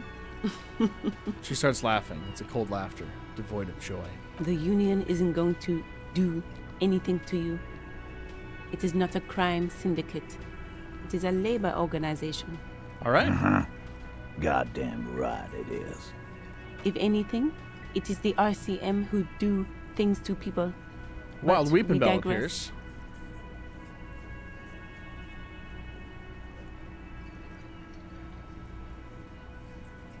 So what's your role in all this? Obviously, I'm a lawyer. Oh, you're the lawyer. A legal counselor for the Dock Workers Union.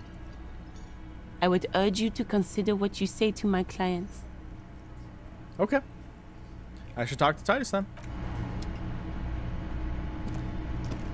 This is where you say your bit. A broad-shouldered man points at you with a beer can. Detective. Lieutenant acknowledges you with a sharp note. He's leaving it to you. Don't say anything yet. Hey, dipshit. You hard of hearing or something? The boss man's talking to you. I'll cross my arms. What, is he fucking kidding? This guy high or something? The little guy looks at his mates in disbelief. Hey, asshole, up here. We're talking to you. We're looking for Titus Hardy. Lieutenant turns to the broad-shouldered man at the end of the table. We need to talk about the man hanged out back. Oh, this is about him. A real looker, that one. You sure took your time, huh? Waited for him to get real ripe and pretty for you. Oh, he was a real pretty boy. Hanging up there, letting out that pretty boy smell.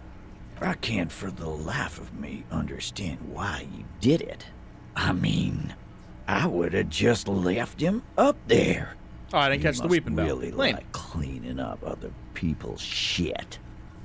Man, you're kind of rude, but that's fair. You might want to start asking your questions now. It's not going to get better than this. Okay. These guys are so macho, they're ready to confess to first-degree murder. Ask if it was them. Man hanged in the backyard. Did you do it? The pretty boy. You guys really love talking about that pretty boy. Funny. But my partner and I have a serious matter to discuss with you.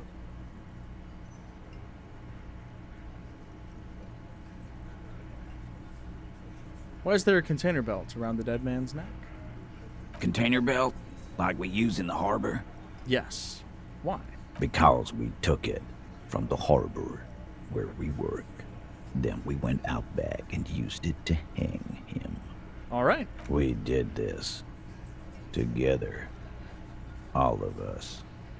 Until he was dead. That's why there's a container belt around his neck. Aha.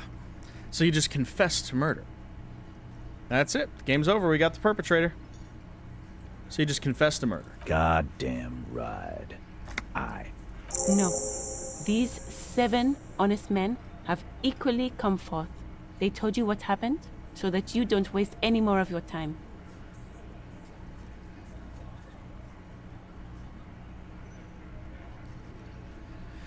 All right.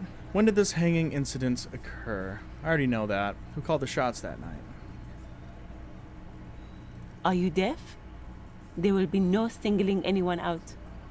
You can't arrest a Hardy Boy without arresting all Hardy Boys. Do you think you could do that? Do you think you could arrest them all? Should I work off of what I assume is full of him some natural misogyny?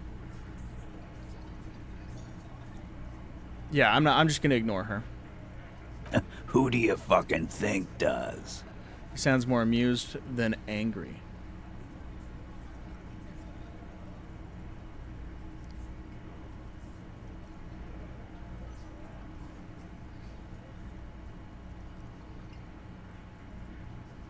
Oh, man.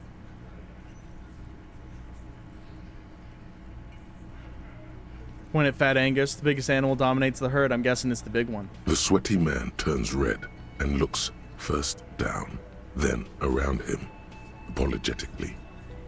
It's not the fat ass. Titus runs the Hardy Boys, genius. That's why we're called the Hardy Boys.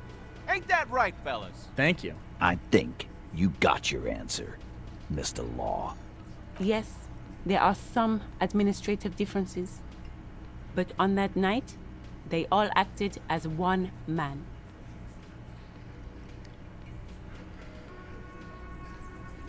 I mean, they already confessed. What the lawyer has to say at that point doesn't matter. And they already told me that he runs the boys. How did you kill him? We hanged him up by his neck until he got real still. Wasn't that obvious, Copper? Didn't they teach you anything at the cop school, idiot? The autopsy showed there were no ligature marks. His hands were not tied. Can you explain that? Look, I'm not gonna play 20 questions with you, Capo. I'll say it again. We killed him. Yeah, I knocked him out. Came up behind him and clubbed him in the back of the head. He went down like a sack of sand. That's right, lawman. And then we hanged the fuck.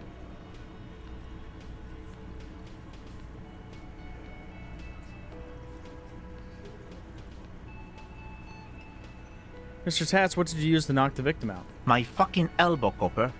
Samaran boxing style. And where did this take place? Right fucking here. The fucker started coming to our bar, asking for it. Let's have a lot of composure, huh?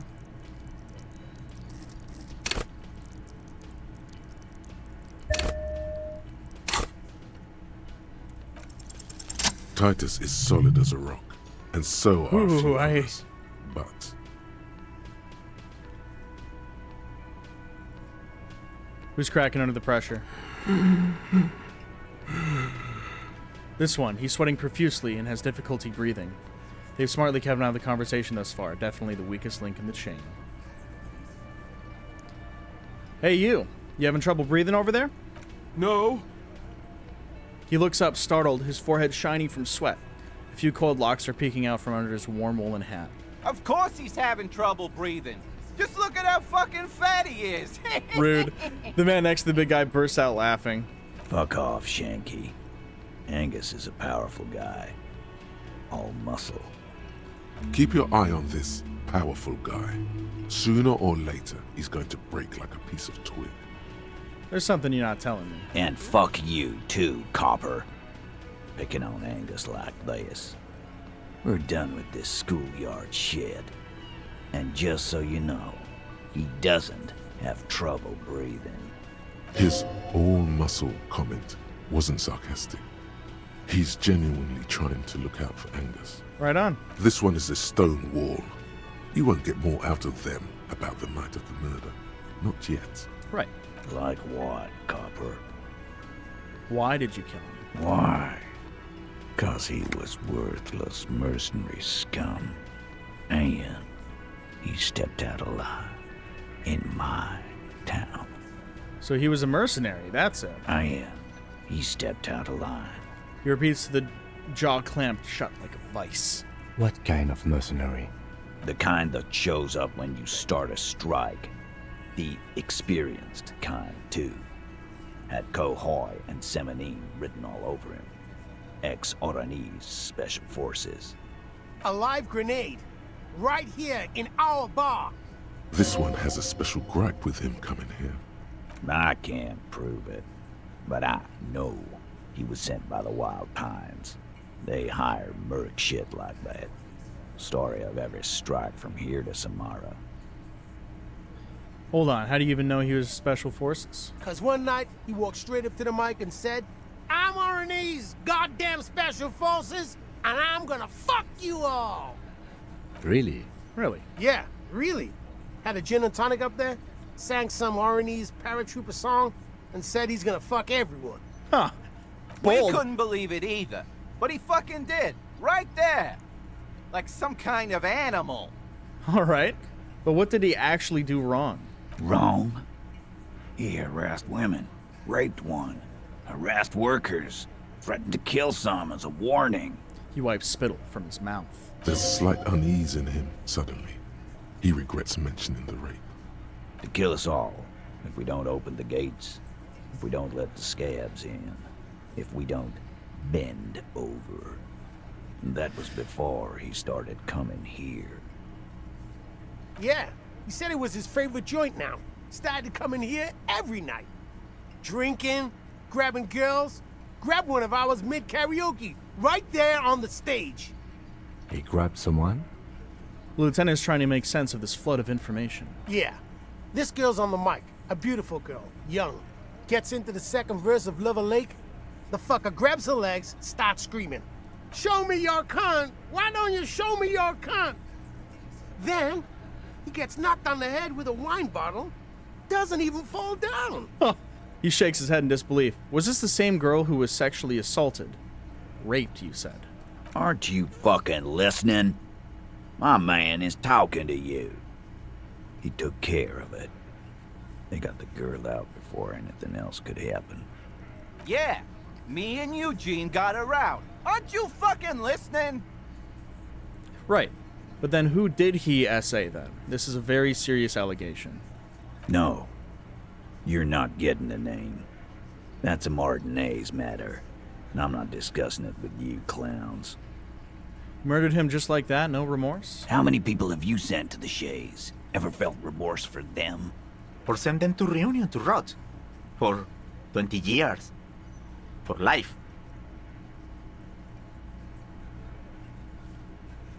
Yes, but those people were bad people, criminals, scum of the earth. Look, I'm just doing my job is all, What we do is different. We enforce the law. You just kill people like it's nothing.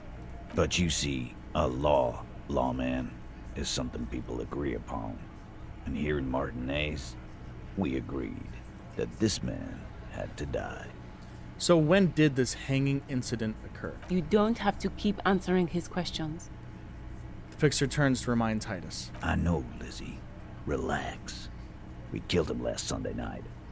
Seemed like a good way to end the week. Well, how long had you known the victim? Known him? We don't associate with scum like that, asshole. Alright. Yeah! Who do you think we are? Quiet. He came around about 3 weeks ago when that Pines cow first sailed into town. Happy? By the Pines cow, you mean Joyce Messier? The representative for White Pines?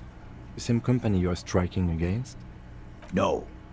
I mean the Pines cow. The stupid-ass cow they sent in to fuck us over. But you know what? He rubs his chin, pretending to mull it over. Why don't you ask her about the pretty boy? I'm sure she has interesting things to say when you ask her hard enough. That's enough insinuation for today, Titus. Officer, your interview is drawing to an end. Don't waste your last questions. How does the bullet in his head factor into this? Huh? A sip of beer makes the surprise go down easier. There was a bullet in the dead man's brain. Why was it there if you hanged him? How the fuck do I know? Anyone could have shot him. Target practice, maybe. Another sit. He's tight-lipped suddenly. This line of questioning is over. You got the cause of death already? Hanging. If there's any post-mortem trauma, it's your problem. This will not turn into a cross-examination. I feel like that's not going to go well. So what are we going to do now? Nothing. Your investigation here is done. Leave Martinez, go back to your stations where you belong. I think we're going to stick around, thanks. Some things don't add up here, Titus. The lieutenant closes his notebook. I've done this job for long enough to know that people don't just confess to first-degree murder. Even if it is a group responsibility. We're going to look into this. Good luck with that. You've heard everything a rent-a-cop is gonna hear from us. Real law officials. You're lucky you didn't get him beaten. Rent-a-cop? So that's what this is about. He doesn't see you as his equals. Ah. Forget about their games. You've mapped out the characters. Reading the footprints in the yard should be easier now. That's not going to happen.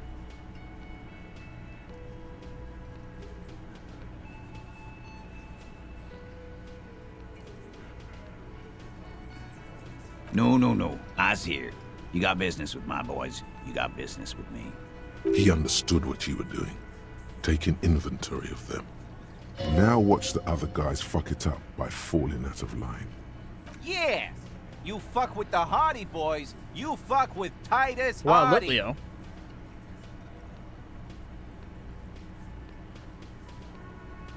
I think I might be out of those. Yeah, I'm out of those.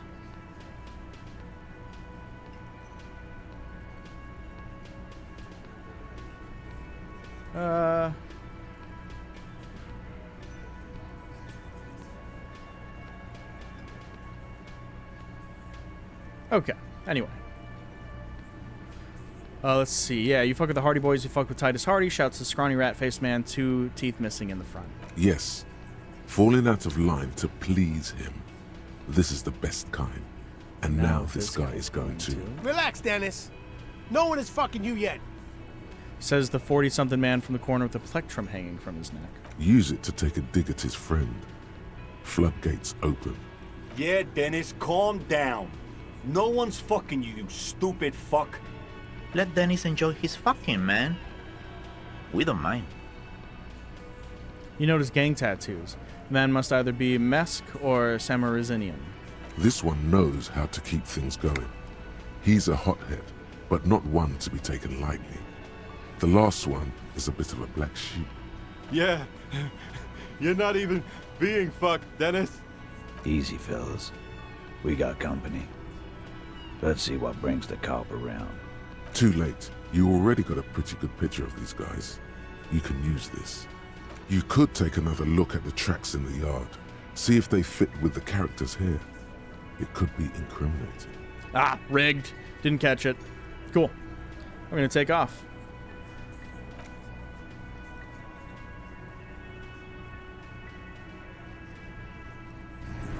We'll be back, don't you worry.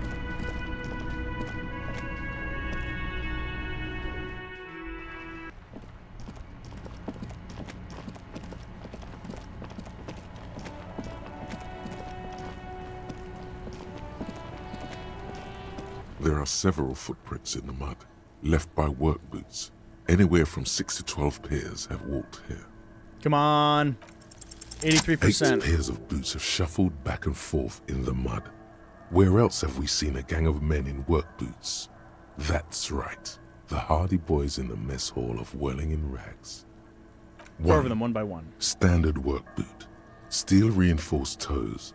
Number 46. Just like Titus was wearing in his booth. This is the big dick. Titus Hardy. The one with the bald cap on his head. Interesting. Is it? They didn't even bother to change boots. Putting them on the scene is easy. Maybe even too easy. Let's continue. 2. Standard work boot, steel reinforced toes, number 44. Either the blonde muscular guy, Glenn, or the young guy with a plectrum around his neck. 3. Hobnailed work boot, steel reinforced toes, number 43. The inked banger, perhaps. 4. Standard work boot, number 45 or 46. Theo, the old smoker. You think you even see a tiny fleck of cigarette ash inside the print. 5. Another standard work boot, reinforced toes, number 44. Same as before. Either the musician, Eugene, or the muscle-bound blonde, Glenn. 6. Light as air. Same make of boot, but number 41. Small like a rat. Shanky. Should have gotten this earlier. Better late than never, detective. The whole world is dark and the tracks burn in it with strange beauty. Count the rest. 7. The glowing outline of a standard work boot, number 46. The imprints are twice as deep as the others. The weight exceeds 200 kilograms. Fat Angus. Carrying something? And the last one. 8. Another standard work boot, number 44. There's an aberration in the pattern of the sole. The right sole is smoother, more worn. Curious. Smoother, more worn. A missing 8th Hardy Boy. 7 sets of tracks, right? The Hardy Boys were here. 8, actually. That's all? Interesting. Then one of them seems to be missing. Anything else out of the ordinary? Light step, number 41 shoe. I'm guessing that's the skinny Hardy Boy. The one with his front teeth missing. Yes. I could still be wrong, but I'm probably not. Number 2, point, a heavy one, 200 kilogram imprint. 200? This could be the combined weight of 2 people, one carrying the other who's tied up. Let's say a heavily built worker carrying a similarly built armored man. Maybe it was a fat Hardy Boy, the one sitting in the middle. He might be right. 200 kilograms of living weight is unlikely. You're right, the fat guy from the booth was carrying the victim. 400 pounds. Could have been one extremely obese person. The fat guy from the mess hall isn't that obese. He's more like a farm boy. Definitely not 250 kilograms on his arm. You have to admit, he's the best fit we've got. I don't know. It might be the union boss. I do. The fat guy. I think I heard them call him Angus. Most likely to have carried the victim over. An aberration. One soul is smoother than the other. Interesting. Let's name it the Old Soul. I wouldn't be surprised if this was the missing Hardy Boy. Wonder who he is. Do you have any ideas, Lieutenant? Someone operating a workbench with a pedal? Like a joiner at the harbor? Or maybe a drummer? He regrets it the moment he says it. Don't say anything, just nod. I don't know why I said that. We are not looking for a drummer. We are looking for a group of dock workers. The lieutenant clearly appreciates the chance to clear up the drummer issue himself. Yeah, I got him. Perhaps it could be a driver. A driver would wear out their right shoe before the left. The accelerator is on the right. I was actually, yeah. He doesn't seem to hear you. Looking south, toward the traffic jam instead. The machines are silent. The engines are all turned off. We should keep our eyes open around the traffic jam. See whether anyone strikes out as a potential suspect. Seems prudent, no? Yeah. Mm-hmm. How old do you think these tracks are? A week, maybe? 7 days would fit the time frame provided to us by the caller, who reported the hanging. It is not impossible. How do you know? I pulled last week's forecast for coastal Havashol. 7 days below freezing. The day before, the day of his hanging, was the last warm day. Correct again. Sub-zero temperatures would preserve the tracks in a good state. The commotion here could have taken place a week ago. So what do you think happened here? What do I think? A mob of people brought something heavy to the tree. One of them was carrying the victim. They shuffled around, especially under the tree. Then, after hoisting him up, they stood in a semicircle facing his direction. At first glance, this appears to be a lynching. Indeed. They all stood in a row here and looked at the tree. But we know the victim had a bullet in his head. A more precise way to put it is, it was made to look like a lynching. So we've been purposefully misled. By these tracks? Yes. We've been through all of it.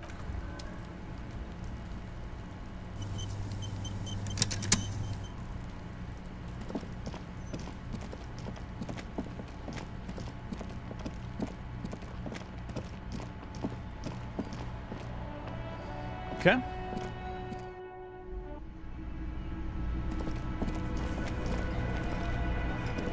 Looks like the circus left town, but the clowns are still here.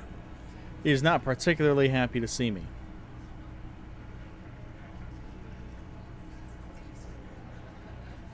Yeah, we're not getting that.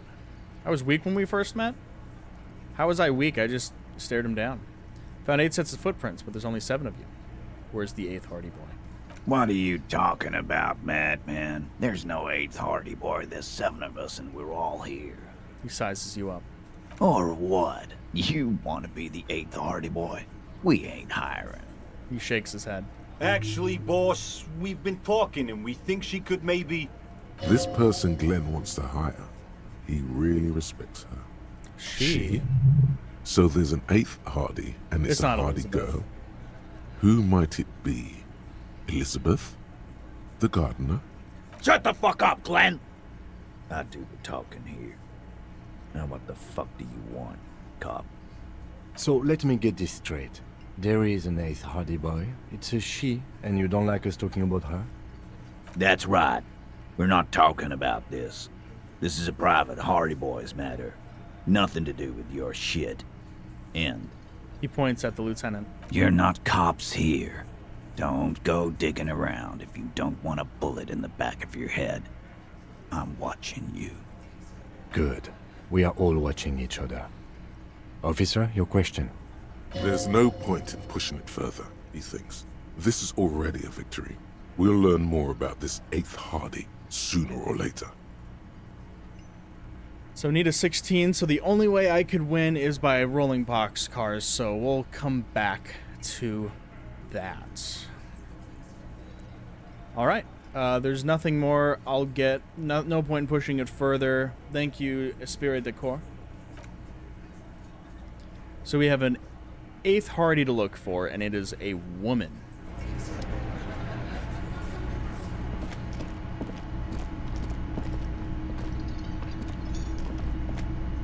Can I help you? Got the 20 real? Yep. Good. You got the room for the night, but remember, you'll need another 20 real tomorrow. Goodbye.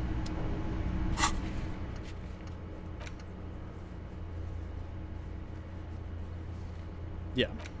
I'll get that done. Soon. But not right now.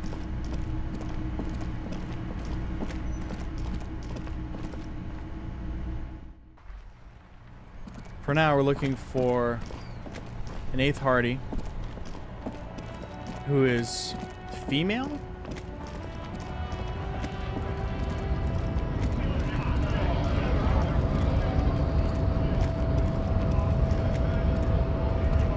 Hola, Wandering Man. How can I help you? Do you know anything about the Hardy Boys? Los Hardys? They're an independent militant group. A bit too high-strung, but it comes with the responsibility. They're sort of like you. Preserve the rule of law and all that. Except it's Everard's law. But really, they're just like you. Weasel, as it turns out, he had a hell of a colonial mug collection. Yeah, the janitor who gave me the key to his apartment said the guy's a bit of an asshole. Yeah, his mug collection certainly represented an antiquated social Like values. I said before, I don't know much about this weasel, but the bossman said he's a real piece of work. Thanks for helping out, friend. Good talking to you.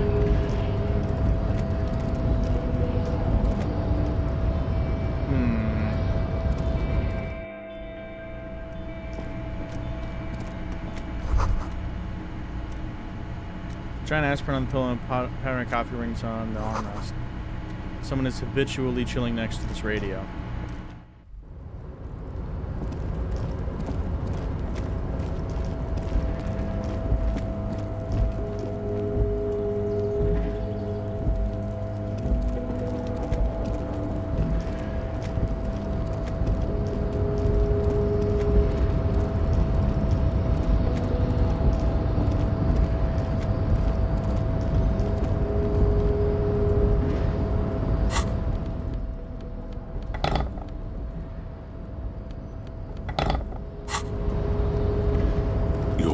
before the cargo container. Its drawer has not lessened since you were last here. If anything, it seems to have grown slightly. Let's do it. 12. And, as it's always been, it's impossible to open a container with rhetoric. Maybe you're losing your mind. I mean, a little. No more than usual.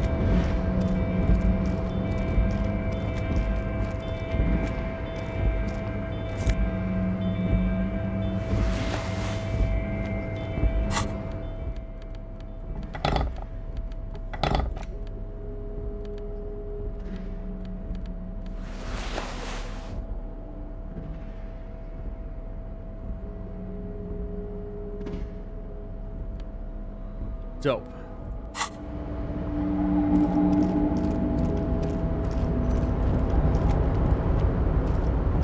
Oh, hey, mister. I knew you'd be back to talk with old Leo here. Yes, I did. Yes, I did. It's like Lady Larice said when she opened a bathhouse in the basement of my apartment building. They can only get so far before they're aching to get back. And lots of folk really did keep coming back. I have some questions for you. No trouble at all, mister. No trouble at all. It's like that old saying goes, wisdom withers if not shared. And old Leo, oh, I'm just making some covers for them containers here.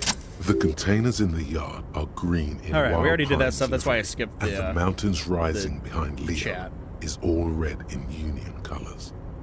It's like some red infection was spreading outwards from the container yard's core. Oh my. There appear to be cisterns underneath the Union container covers.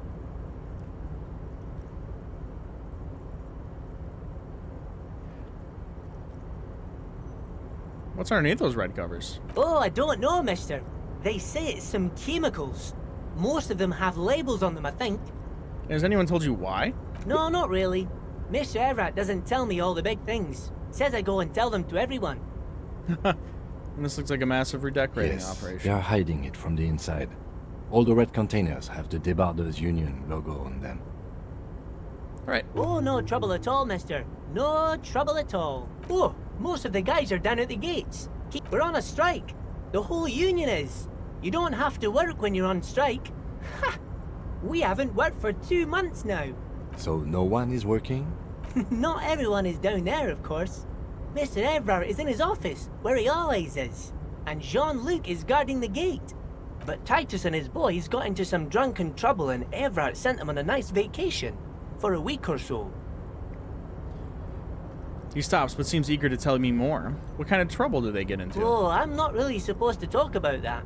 That's union business. And then he smiles and leans closer. Him and his boys stirred up something in town. Probably drank too much and got into a fight or something. I heard Mr. Everett telling them to take some time off. Rigged. I didn't even try to catch it. Don't go all bad cop on this simple, friendly fellow.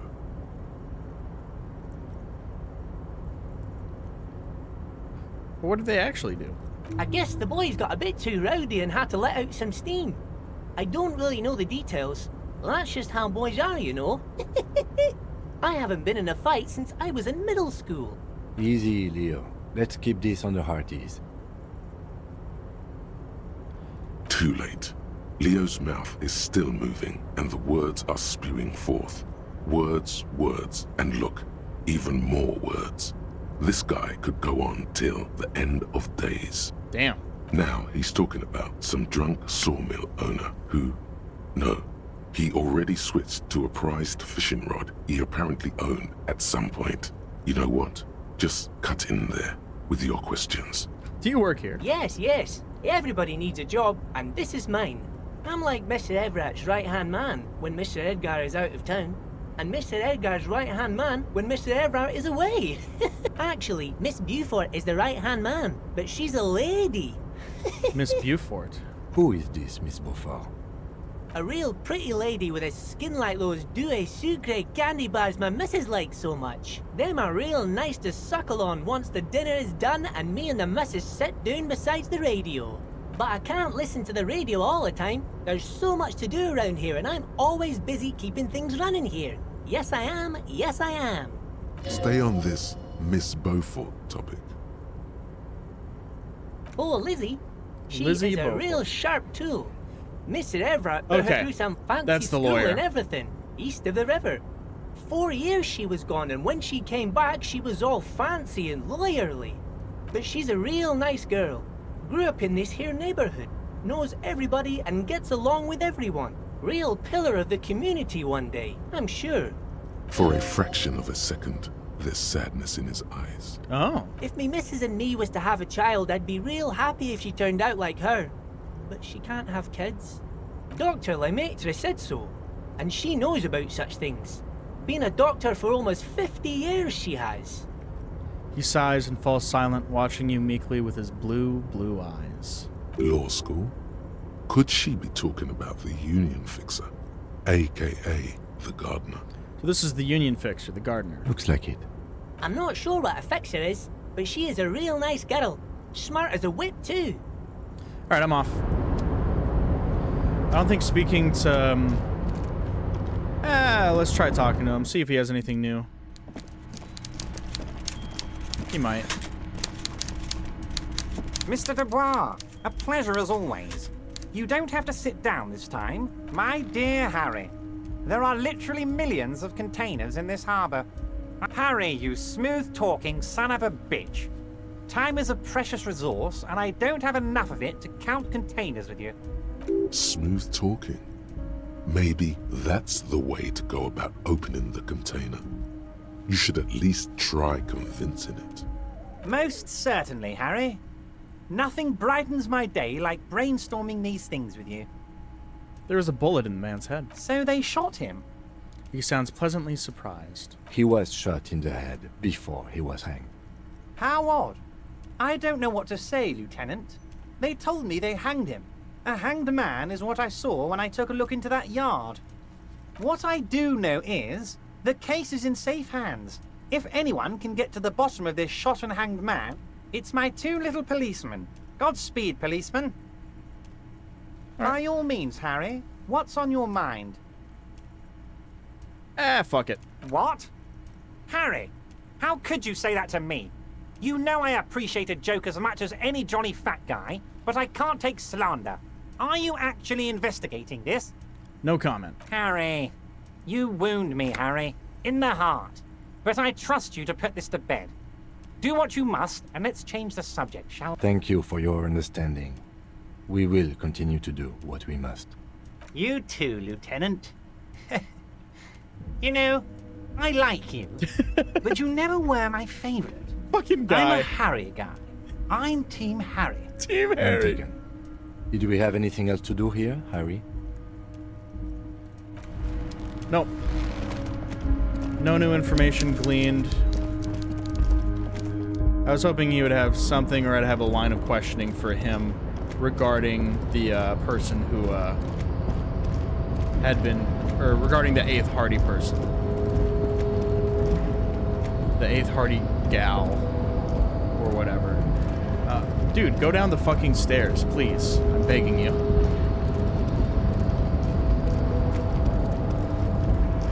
Alright. And otherwise, yeah, there's not much else to do back up here. I need to figure out how to get over there.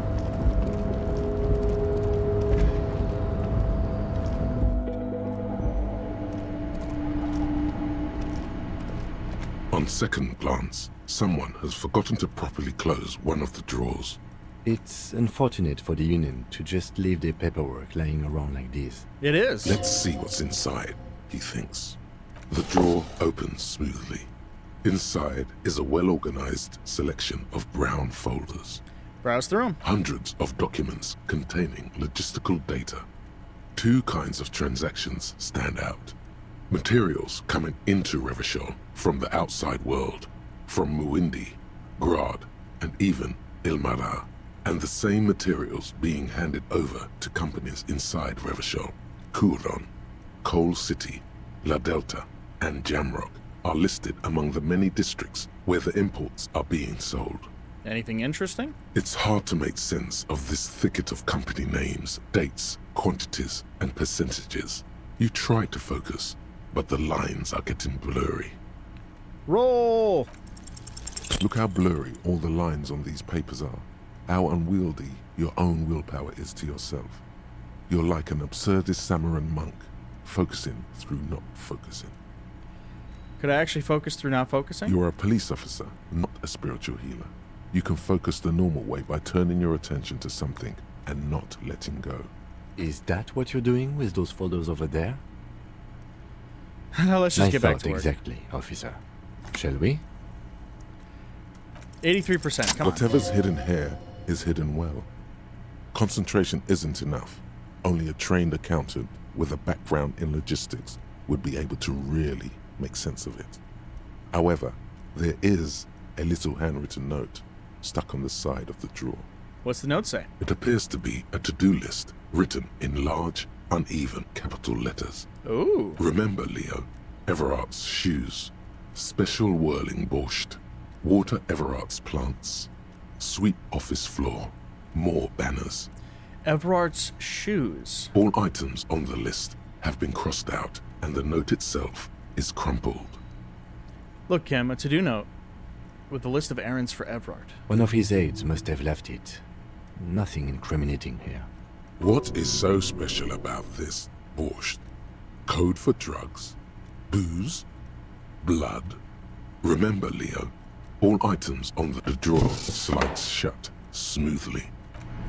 Interesting. So what's special about Everard's shoes?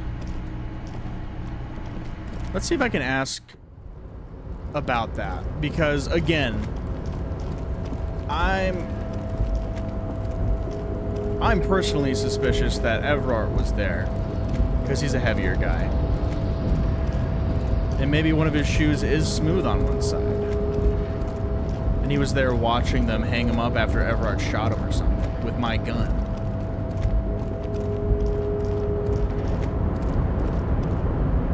Oh, hey, mister. A nude? Sure, mister. Absolutely. I'm always... Oh, yes, yes. I leave all kinds of notes for myself. That old head of mine ain't so good at keeping things in no more.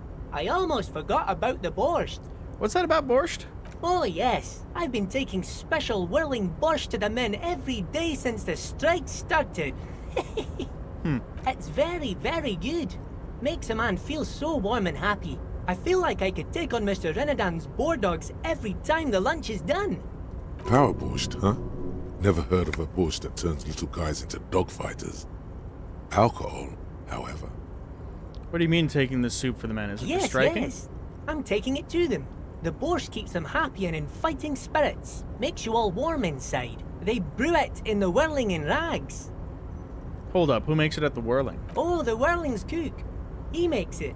Them is always talking with Mr. Manana in that weird language and laughing together. He doesn't speak what we speak. He's from Grad. Looks like the borscht is spiked. I'm gonna look into it. Oh, sure, mister. Sure. You do that. Yes, sir. He didn't actually understand what you meant, and now he's just nodding along. Okay. So the borscht could be laced with drugs, which can guide me towards being able to have my conversation with that lady, since finding my badge seems like it's going to be impossible. I have sincerely no idea where it could be at.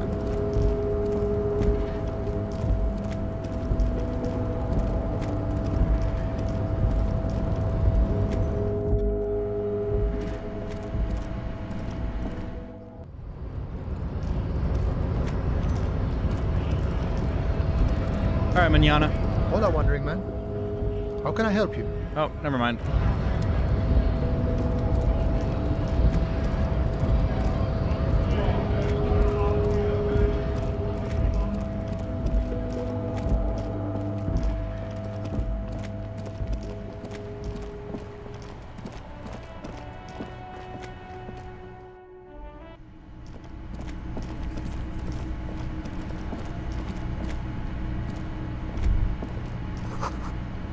Tomatoes are so thinly sliced you can see through them. Aroma of spices, alcohol, and tomato hangs in the air. So who's making The the man borscht? ponders his cooking utensils and gives you a little nod, acknowledging your presence. Leo says you're friends with Manana. Is that true? The mention of manana gets his attention. He smiles and delivers a whole slew of unfamiliar words and lively gestures. Then, He falls silent again. They're friends. What's in that borscht you're making there? The man says a couple of sentences in that strange language of his, and then seems to wait for you to speak. Nod? Borscht need more vodka? Picks up the bottle from the shelf. Okay, so it's vodka that keeps the men happy and in good spirits. Clever move by the Union. Vodka borscht! I love it, Bratan! Turn it the fuck up and then ask for some yourself! Turning it up seems like a dangerous idea, honestly. The place is a powder keg.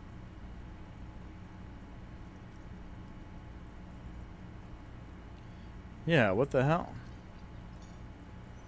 Text from a friend. I can't think about that right now.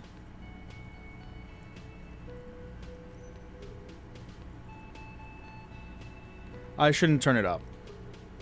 And I'll not have to cut it. The cook gives you a long, inspecting look, then shrugs too.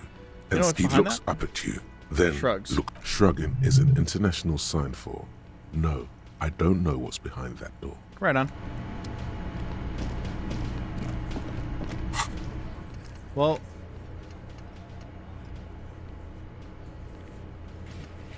I know what's good with it. Do I have to actually tell him to do something with it? Okay. The man ponders his cooking. The man says Okay, so Vodka! Turning it up seems like Got the it. cook gives you a long, disappointed look, then turns the stove off and seems to wait for you to speak. Later.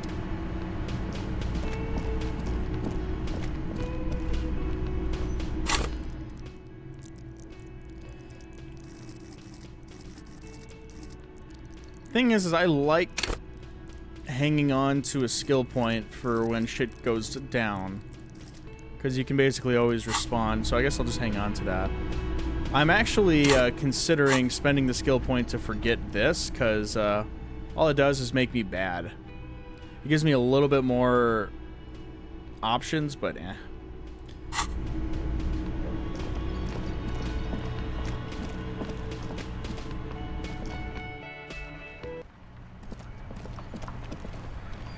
Well, I tell you what, I'm kind of running out of steam here. I think I'm going to call it for now. Relax for a little bit before I gotta head on out. But for anyone who's been hanging out, I hope you enjoyed the stream. I definitely have enjoyed playing this game a lot. We're going to be playing it more tomorrow, that's for sure. Honestly, the only downside here is, since I'm playing it on stream, is I can't play it on my own, and I really want to. But, you know, it is what it is. Well, again, if anyone's hanging out here, appreciate it. I hope you have a good rest of your day. Happy Wednesday, hump day. And as always, take it easy.